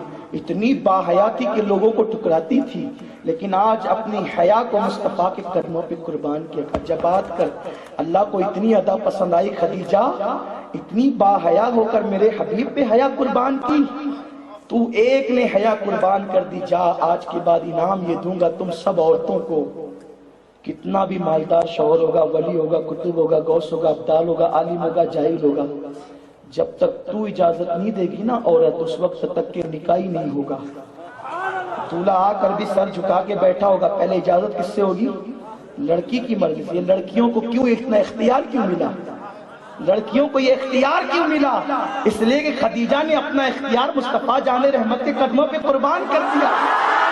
ایک عورت نے اختیار قربان کیا، ساری عورتوں کو با اختیار بنا دیا گیا.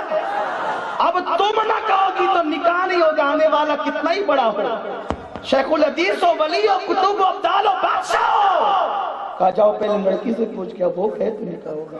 یہ خدیجہ کے صدقے میں ملا ہے. پتا چلا نبی پہ جو قربان کرو گے اس سے بڑھ کر ملے گا. جو قربان کرو گے بڑھ کے ملے گا. اللہ اکبر. نفیسہ گئی، حضور آئے علیہ السلام. نفیسہ نے کہا بھتیجے رشتہ تھا، بھتیجے سارا معاملہ ہوگا. ایک بات کہنا، تم نکاح کیوں نہیں کرتے؟ تمہاری عمر تو اتنی ہوگی. کہا کہ نفیسہ میری پھوپھی، بات اصل یہ ہے کہ میں اپنے چچا کے گھر میں رہتا ہوں اور میرے چچا کثیر العیال اتنا مال نہیں کہ ہم نکاح کریں. کہ وہ مجھ پہ چھوڑو، اگر میں کروا دوں تو. کہا کہ ہاں، مگر کس سے؟ کہا خدیجہ سے. خدیجہ؟ جی ہاں، وہ خود سے کہہ رہی ہے کہ وہ آپ کے ساتھ نکاح کرنا چاہتی ہے. میرے رسول کا جواب سن. آقا فرماتے ہیں شریفوں کے رشتے اس طرح راستے میں طے نہیں ہوتے. نفیسہ، شریفوں کے رشتے اس طرح راستے میں طے نہیں ہوتے. میرے گھر کے بڑے چچا تایا موجود ہے، جا کر بات کرنا ہے تو ان سے بات. اب یہاں میں ایک بات عرض کروں گا. جس رسول کو اللہ نے مختار کائنات بنایا، مختار کائنات، مختار کل بنایا، وہ اپنے رشتے کا معاملہ اپنے چچاؤں پر چھوڑتے ہیں. والد کا وصال ہو گیا تو چچاؤں پر چھوڑتے ہیں. میں کہتا ہوں نبی کے چچاؤں میں کوئی چچا ایسا نہیں تھا جس کو رسول اللہ سے زیادہ سمجھ تھی. کوئی ہو سکتا ہے؟ زیادہ علم والا تھا؟ زیادہ کوئی نہیں تھا. سب ان کے قدموں میں. سب ان کی غلامی میں ہے، لیکن اللہ کے نبی جہاں معجزات دکھانے آئے تھے نہیں قانون دینے بھی آئے تھے۔ وہ مختار کل ہو کر کہتے ہیں کہ شریفوں کے رشتے راستوں میں طے نہیں ہوتے، تمہارے رشتے امتیوں پارکوں میں کیسے طے ہو رہے ہیں؟ تمہارے رشتے موبائل پر کیسے طے ہو رہے ہیں؟ تمہارے رشتے انٹرنیٹ پر کیسے طے ہو رہے ہیں؟ میں اپنی قوم کی بیٹیوں کو بڑے درد دل کے ساتھ پیغام دینا چاہتا ہوں کہ میرے رسول نے قوم کی بیٹیوں کو اور بیٹوں کو پیغام دیا، نکاحوں میں اگر خوشیاں چاہتے ہو تو رشتے گھر سے طے کرو، جس میں گھر والوں کی خوشی ہو، ماں باپ کی خوشی ہو۔ آج کی بیٹیاں انٹرنیٹ پر بیٹھ کر رشتے طے کر، لڑکے ڈھونڈ رہی ہیں موبائل پر، جس کے پاس مال دیکھا لڑکا کڑکا ہوتا ہے، کچھ نہیں ہوتا، بائک یہ وہ دیکھا کہ بہت مالدار ہے۔ میری بنادان بچی، جتنی تیری عمر نہیں اس سے زیادہ تیرے ماں باپ کے تجربے ہیں، اور تو اس لڑکے کے ہاتھ میں ہاتھ دے رہی ہے جس نے اپنے ماں باپ کو دھوکہ دیا ہے۔ جو تیرے لیے اپنے ماں باپ کو دھوکہ دے سکتا ہے تو اس سے اچھی دیکھے گا تجھے بھی دھوکہ دے گا۔ اور اے میرے قوم کے جوانوں، اس لڑکی سے کبھی نکاح نہ کرنا، نہ انٹرنیٹ پر بیٹھ کر، نہ موبائل پر، نہ پارکوں میں، جو تمہارے لیے اپنے ماں باپ کو دھوکہ دے رہی ہے۔ تم سے اچھا کوئی دکھے گا وہ تمہیں بھی دھوکہ دے گی۔ اس لیے شریفوں کے رشتے راستوں میں، پارکوں میں، موبائل اور انٹرنیٹ پر طے نہیں ہوتے، وہ ماں باپ طے کرتے ہیں۔ اور جس شادی میں، جس نکاح میں ماں باپ کی خوشی نہ ہو، وہ نکاح کبھی پائیدار نہیں ہو سکتا۔ اور میرے قوم کے جوانوں، تم لڑکیوں سے افیئر کرنے میں بڑے دلدار ہو گئے۔ کسی کی بہن کے گلے میں ہاتھ ڈالنے سے پہلے اپنی بہنوں کو بھی یاد کر لیا کرو۔ حضور علیہ السلام نے فرمایا کما تدین تدان، تم جیسا کرو گے تمہارے ساتھ ویسا ہی کیا جائے گا۔ تم کسی کی بہن کو تکو گے تمہاری بہن بھی تکی جائے گی۔ بہرحال تو پھر رشتہ طے ہوا، اور پھر بارات، اور پھر وہ اگلی چیزیں وہ پھر کسی موقع بیان ہوگی۔ اختتام کرنا چاہتا ہوں اپنی بات کا، عشق رسول، اس کے بغیر ایمان مکمل نہیں ہو سکتا۔ لیکن وقت اتنا ہوا کہ وہ عنوان کو میں چھیڑ نہیں سکتا، لیکن اتنا ضرور کہوں گا، ہم اپنے آپ کو عاشق رسول، عاشق رسول، عاشق رسول کہتے ہیں۔ میرے بھائی مجھے صرف اتنا بتا دے، عشق رسول کی تیرے پاس علامت کیا ہے؟ بتا تجھے۔ عشق اسے کہتے ہیں، عشق حضرت غوث الاعظم دستگیر رضی اللہ تعالیٰ، بچے ہیں، ننھے سے بچے، مدرسہ آتے جاتے ہیں، ایک آواز آتی ہے عبد القادر، عشق کرو گے کہ محبوب بنو گے؟ ماں کے پاس ایک اماں، اس سے سوال ہوتا ہے، ماں نے کہا بیٹا یہ سوال بڑا قیمتی ہے، تیرے مستقبل کے لیے بہت قیمتی ہے، میں اس کا جواب نہیں دوں گی، ہمارے نکڑ پہ ایک بزرگ بیٹھتے ہیں، ان سے جا کے پوچھ۔ یہ گئے آقا غوث الاعظم، بابا میں جب مدرسے آتا جاتا ہوں نا تو مجھ سے سوال ہوتا ہے کہ عاشق بنو گے کہ محبوب بنو گے، کیا جواب تھا؟ بزرگ نے کہا بیٹے کل آنا، میں تیرے سوال کا جواب بن جاؤں گا۔ کل گئے تو وہاں وہ تھے ہی نہیں، نوجوانوں وہاں کھڑے تھے حیران کہ کیا کروں، وہ تو ہے نہیں جواب دینے والے۔ کچھ نوجوانوں نے کہا شہزادے عبد القادر کیا بات ہے؟ کہا ایک بابا بیٹھتے تھے دکھتے نہیں ہیں، کہا وہ بڈھا کل مر گیا ہے، دیوانہ تھا، پاگل تھا، اس کا مذہب بھی کسی کو پتا نہیں تھا، تو لوگوں نے اس کے گلے میں رسی ڈالی اور جنگل میں پھینک دی، اسے نہ کفن دیا نہ دفن۔ کہا میں اس سے ملنا چاہتا ہوں، اس کی لاش دیکھنا چاہتا ہوں، لے چلو گے؟ لے چلے۔ تو جب لاش پہ پہنچے تو کیا دیکھے؟ کتے، بلی، کوے، چیل لاش کو نوچ نوچ کر کھا رہے تھے، اور اس لاش کے لبوں پہ مسکراہٹ تھی۔ ننھے سے غوث اعظم نے دیکھا تو لرز گئے اور کہا بابا آپ تو اللہ والے لوگ ہو، آپ تو جھوٹا وعدہ نہیں کرتے، آپ نے میرے ساتھ جھوٹا وعدہ کیا، آپ نے جواب دینے کے لیے کہا جواب دیا نہیں۔ تو لاش سے آواز آئی بیٹے تیرے ہی لیے تو میں جواب بنا ہوں، میں نے یہ نہیں کہا تھا کہ جواب دوں گا، میں نے کہا تھا جواب بن جاؤں گا، تو جواب بن گیا ہوں۔ دیکھ عبد القادر میں نے عشق کیا تھا، عشق۔ عاشقوں کو اس منزل سے گزرنا پڑتا ہے، اگر تیرے اندر اتنی ہمت ہے نا اس منزل سے گزرنے کی، عشق کرنا، ورنہ محبوب بننے بھلائی اجا محبوب بن جا۔ لیکن وہ تھے غوث الاعظم بننا تھا انہیں، کہتے ہیں مگر میں تو عشق کروں گا، میں تو عشق کروں گا۔ عاشقوں کو اس منزلوں سے گزرنا پڑتا ہے۔ حضرت امیر حمزہ نے عشق کیا، کلیجہ چبایا گیا، انگلیاں کاٹی گئی، ناک کان کاٹ کے ہار بنایا گیا، کفن بھی تک میسر نہیں تھا۔ امام حسین نے عشق کیا، سب قربان کیا. ہم کیسے عاشق ہیں؟ غریب نواز 70 سال تک نہ دن کو سوئے نہ رات کو سوئے. کسی نے پوچھا یا غریب نواز آپ سوتے نہیں؟ کہا اس غلام کے بارے میں تیرا خیال کیا ہے جس کا آقا جاگ رہا اور غلام سو جائے؟ میرے اللہ کو تو اونگ بھی نہیں آتی، میں سو جاؤں؟ آپ کہیں گے 70 سال تک کیسے جاگے؟ یہ ممکن نہیں ہے، کہانی قصہ ہے. میں کہتا ہوں ابھی بتاتا ہوں. اس سے پوچھ جو سعودی میں نوکری کرتا ہے، دبئی میں نوکری کرتا ہے، افریقہ اور امریکہ میں نوکری کرتا ہے. جب بوڑھی ماں یاد آتی ہے نا، 1000 تھکن کے باوجود بھی بستر پہ کروٹیں بدلتا ہے، نیند نہیں آتی. چھوٹے چھوٹے بچے یاد آتے ہیں نا، 1000 تھکن کے باوجود بھی نیند نہیں آتی. پوچھو کیوں نہیں آتی؟ کہا بچے یاد آئے ہیں. نادان اگر بچوں سے سچا پیار ہو تو تھکن کے باوجود نیند نہیں آتی. جنہوں نے اللہ اس کے رسول سے سچا پیار کیا ہو اگر انہیں 70 سال تک نیند نہ آئے تو افسوس اور تعجب کی بات کیا ہے؟ اصل بات یہ ہے کہ تجھے ہی محبت نہیں، تجھے ہی عشق نہیں. اگر تجھے عشق ہوتا تو تو اپنی راتوں کو انٹرنیٹ پر نہ گزارتا، تو اپنی راتوں کو عیاشیوں میں نہ گزارتا. میرے رسول نے فرمایا آج لوگ سب کے سامنے گناہ سے بچتے ہیں اور تنہائیوں میں گناہ کرتے ہیں. آقا فرماتے ہیں جو تنہائی میں گناہ کرتے ہیں وہ اللہ کے ساتھ اعلان جنگ کرتے ہیں، خدا کو جنگ کا چیلنج کرتے ہیں. اور جو اللہ کے ساتھ جنگ کا چیلنج کرتے ہیں اللہ انہیں عزت کے ساتھ جینے کی مہلت نہیں دیتا.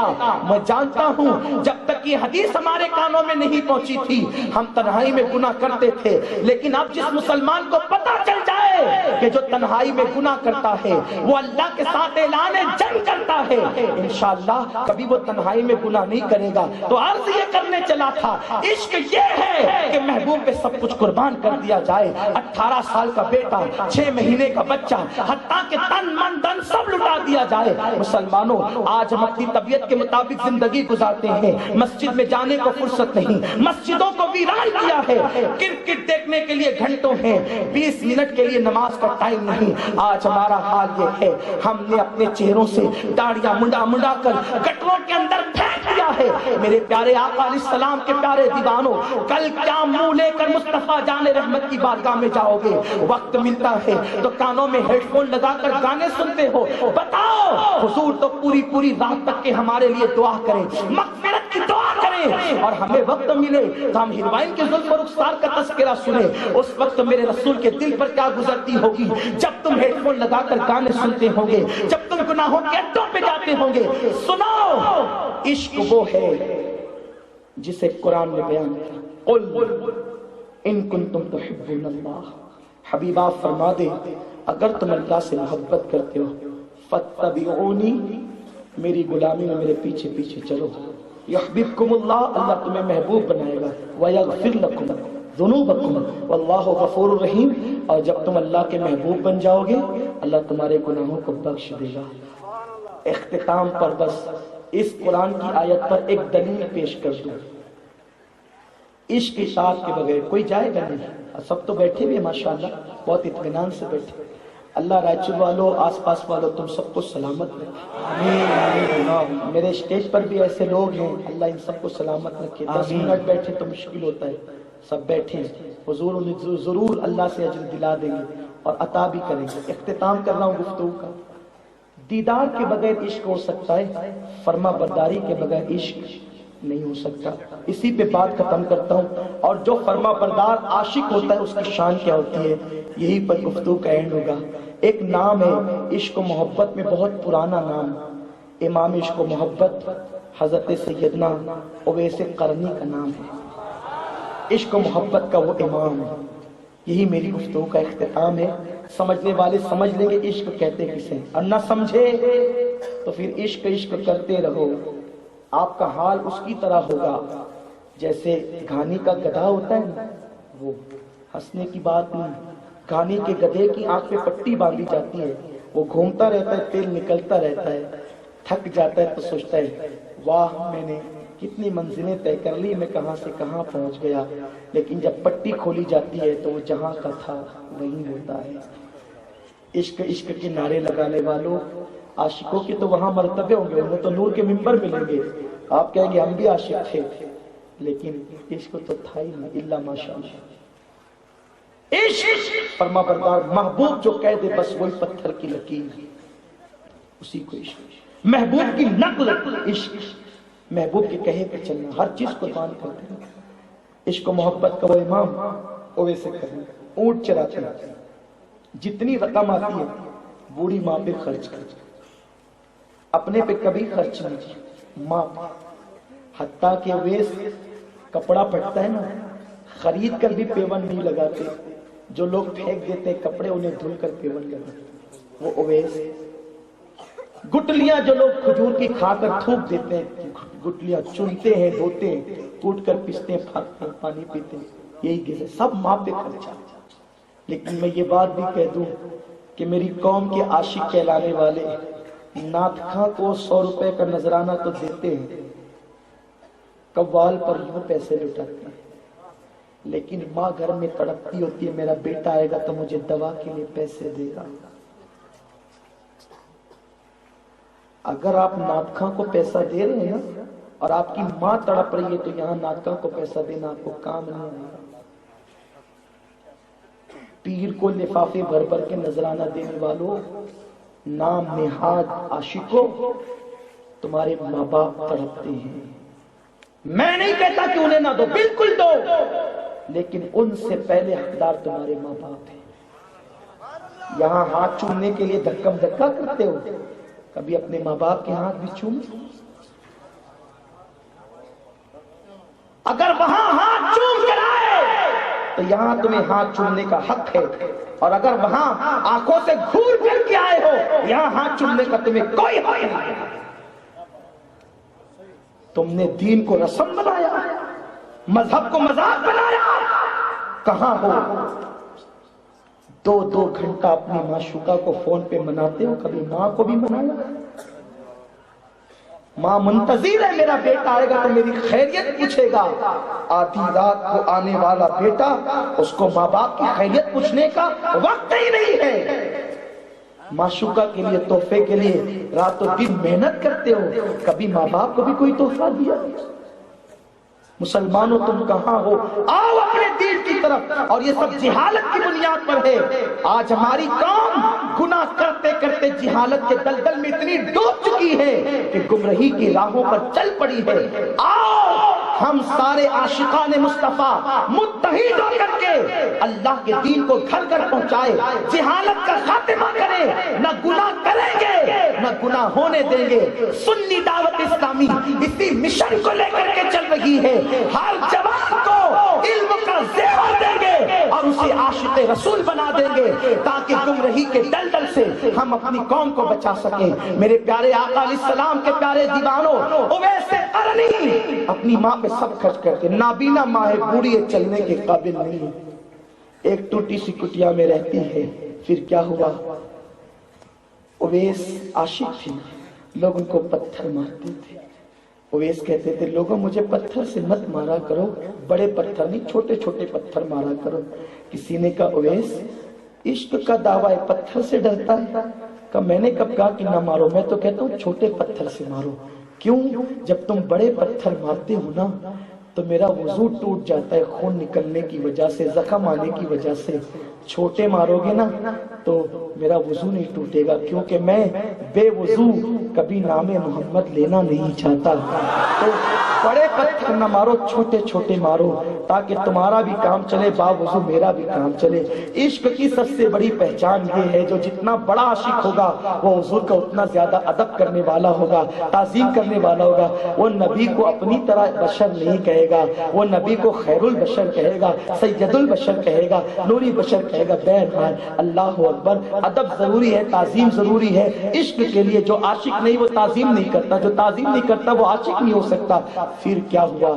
اللہ اکبر، ویسے کرنی حضور یاد آئے، ماں کے پاس آ کے بیٹھے، ماں مجھے حضور سے ملنے جانا ہے، جاؤں؟ ماں کہتی بیٹا میں نے سنا ہے وہ بڑے حسن و جمال کا پیکر ہے، ابو بکر جیسے عقل مند گئے اسی کے پیچھے پیچھے گھومنے لگ گئے غلام بن کر.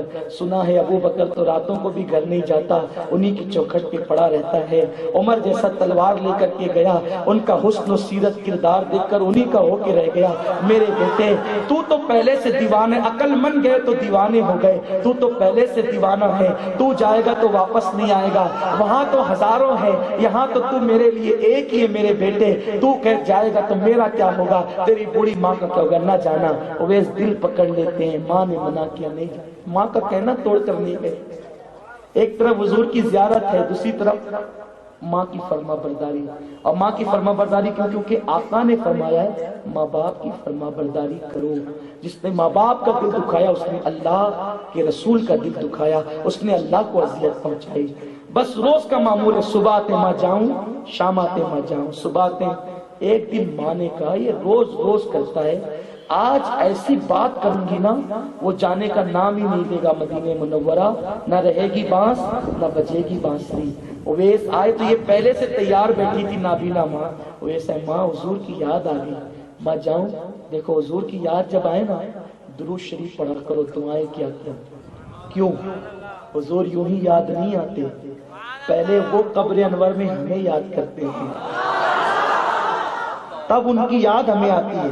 ایسے نہیں. رائچور والو آج ہم بڑے خوش نصیب ہیں, مقدر کے سکندر ہے. آج یقیناً ہمارا ذکر وہاں ہوا ہے, تب ہم ان کا ذکر کر رہے ہیں. قربان کاش کہ اللہ ہمیں ہمیشہ ایسی محفل دے, ہمیشہ ایسا وقت دے, ہم انہیں یاد کرتے رہیں, ان کے لیے تڑپتے رہیں, ان کے لیے آنسو بہاتے رہیں. پھر کے گلی گلی تباہ ٹھوکرے سب کی کھائیں کیوں, دل کو جو عقل دے خدا تیری گلی سے جائیں کیوں. اور جان عشق مصطفیٰ روز فضو کرے خدا, جس کو ہو درد کا مزہ نازے دوا اٹھائیں کیوں. وہ ہمیں یاد کرتے ہیں تب وہ یاد آتے ہیں. ویس کہتے ہیں ماں ان کی یاد آ گئی. ماں نے کہا بیٹا آج اجازت ہے, آج اجازت ہے بیٹا, لیکن سن بیٹا 8 پہر میں واپس آنا. تو اگر 8 پہر میں واپس نہیں آئے گا قیامت میں بھی معاف نہیں کروں گی. 1 مہینہ جانے لگتا ہے یمن سے مدینہ شریف, آنے کو 1 مہینہ لگتا ہے. ماں کہتے ہیں 8 پہر میں آنا, یعنی امتحان. 8 پہر مطلب 24 گھنٹے. کتنا؟ 24 گھنٹے میں واپس. 1 مہینہ جانے 1 مہینہ آنے لگتا ہے. ماں کہتی 24 گھنٹے میں واپس آنا. دیکھیے جو میں روایتیں پیش کر رہا ہوں اس میں کوئی روایت موضوع نہیں ہے, البتہ ضعیف حدیثیں ہو سکتی ہے, کیونکہ ضعیف حدیثیں فضائل اعمال میں مقبول ہوتی ہے. اور فضائل اعمال میں بیان سارے محدث متفق ہے کہ ضعیف حدیثیں فضائل اعمال میں مقبول ہے. تو اگر کوئی تحقیق کرنا چاہے تو میری ان بات کا خیال رکھ کر کے تحقیق کرے کہ میں نے پہلے ہی وضاحت کر دی, موضوع نہیں ہے.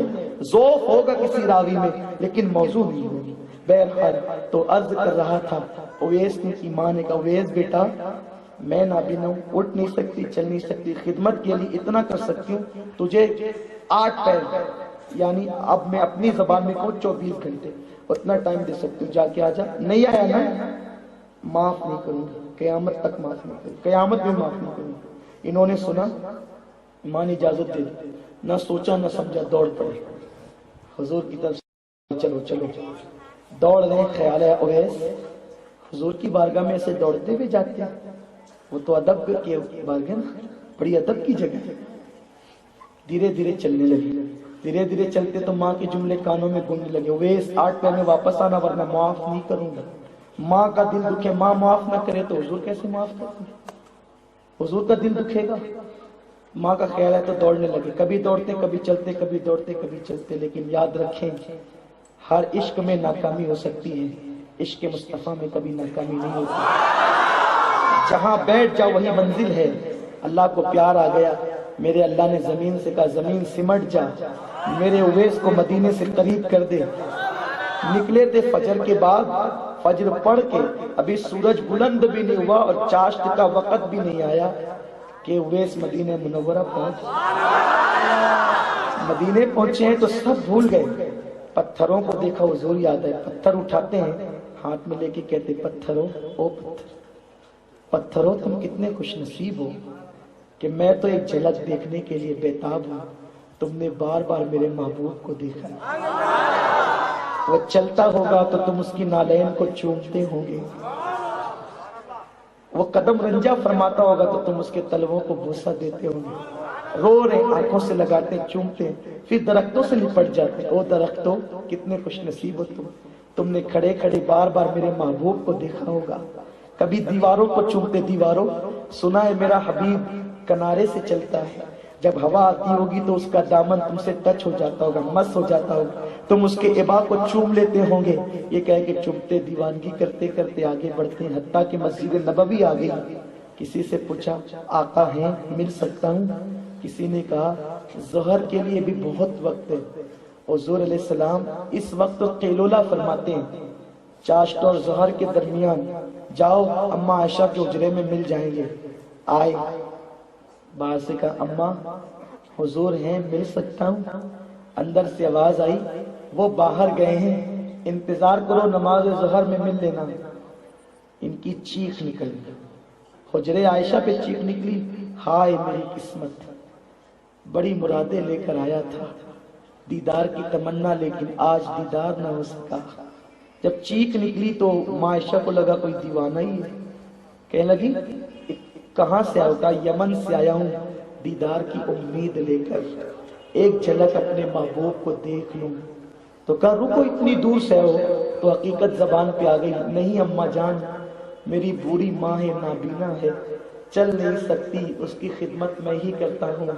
اس نے 8 پہر کا وقت دیا ہے، 8 پہر میں واپس جانا ہے، اگر نہیں گیا تو اس کا دل دکھے گا، اس کا دل دکھے گا تو میرے محبوب کا دل دکھے گا، ماں معاف نہ کرے گی تو میرا محبوب ناراض ہوگا، اس لیے 8 پہر میں مجھے واپس ہی جانا ہے۔ اماں عائشہ نے سوچا آنے کو 1 مہینہ، جانے کو 1 مہینہ لگتا ہے، یہ دیوانہ ہی لگتا ہے، تو روشن دان سے دیکھا، دیوانہ سمجھ کر کہ عقل نہیں ہے، دیوانہ ہے۔ کہا 8 پہر؟ کہا 8 پہر میں واپس جانا ہے۔ ماں بڑی تمنا لے کر آیا تھا دیدار کی، اب شاید نہ آ سکوں گا، بس ایک عرض کر دیتا ہوں، آقا آئے تو کہہ دینا، بس میرا اور میری ماں کا ان کو سلام پیش کر دینا اور کہنا ایک غلام قرن سے، یمن سے آیا تھا، سلام کہہ کر کے گیا ہے، اور بس حضور سے ایک وعدہ لے لینا میری طرف سے، حضور قیامت میں جب غلاموں کی شفاعت کریں گے تو میری اور میری ماں کی بھی شفاعت کریں۔ اتنا درد تھا ان کی باتوں میں۔ اماں عائشہ نے کہا کون ہے تو؟ اپنا نام تو بتا۔ کہا میرا نام میرا محبوب جانتا ہے، کسی کو بتانے کی ضرورت نہیں۔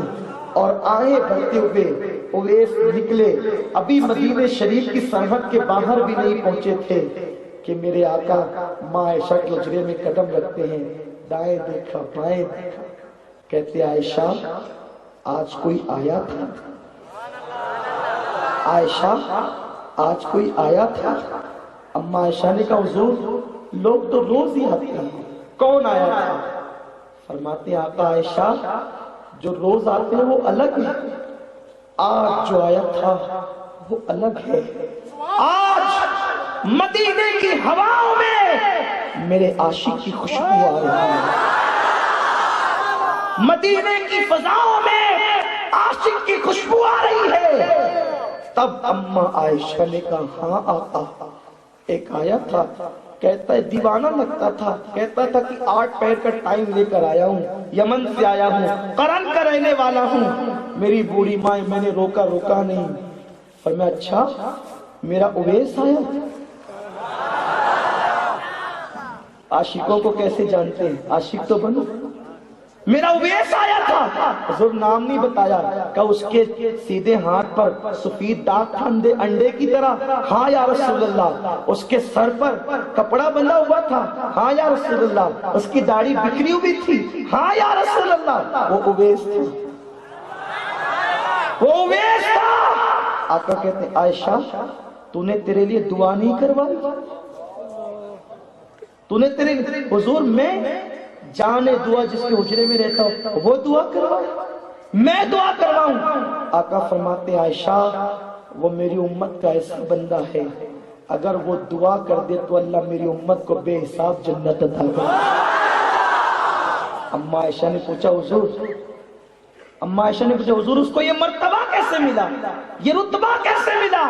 ارشاد فرمایا عائشہ وہ میرے عشق میں ماں کا فرما بردار اور وفادار بن گیا، اللہ نے اس کو یہ مرتبہ عطا فرما دیا کہ قیامت کے دن اللہ تبارک و تعالی جب اس کو میدان محشر میں لائے گا تو 70,000 فرشتوں کو اس کا ہم شکل بنا دے گا اور اس شان سے وہ محشر میں آئے گا۔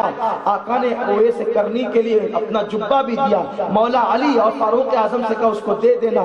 جب مولا علی اور فاروق اعظم نے حضرت اویس کرنی کو جبہ دیا آقا کے وصال کے بعد، تو حضرت عمر نے کہا اویس حضور نے تجھے سلام کہا ہے۔ سن کر کے جھومنے اور وجد کرنے اور کہتے تھے عمر بتاؤ نا جب آقا مجھے سلام کہہ رہے تھے کیسے کہا تھا، ہونٹوں کا انداز کیا تھا، بولنے کا لب و لہجہ کیا تھا؟ حضرت عمر کا جلال تو تھا ہی، انداز تو تھا ہی۔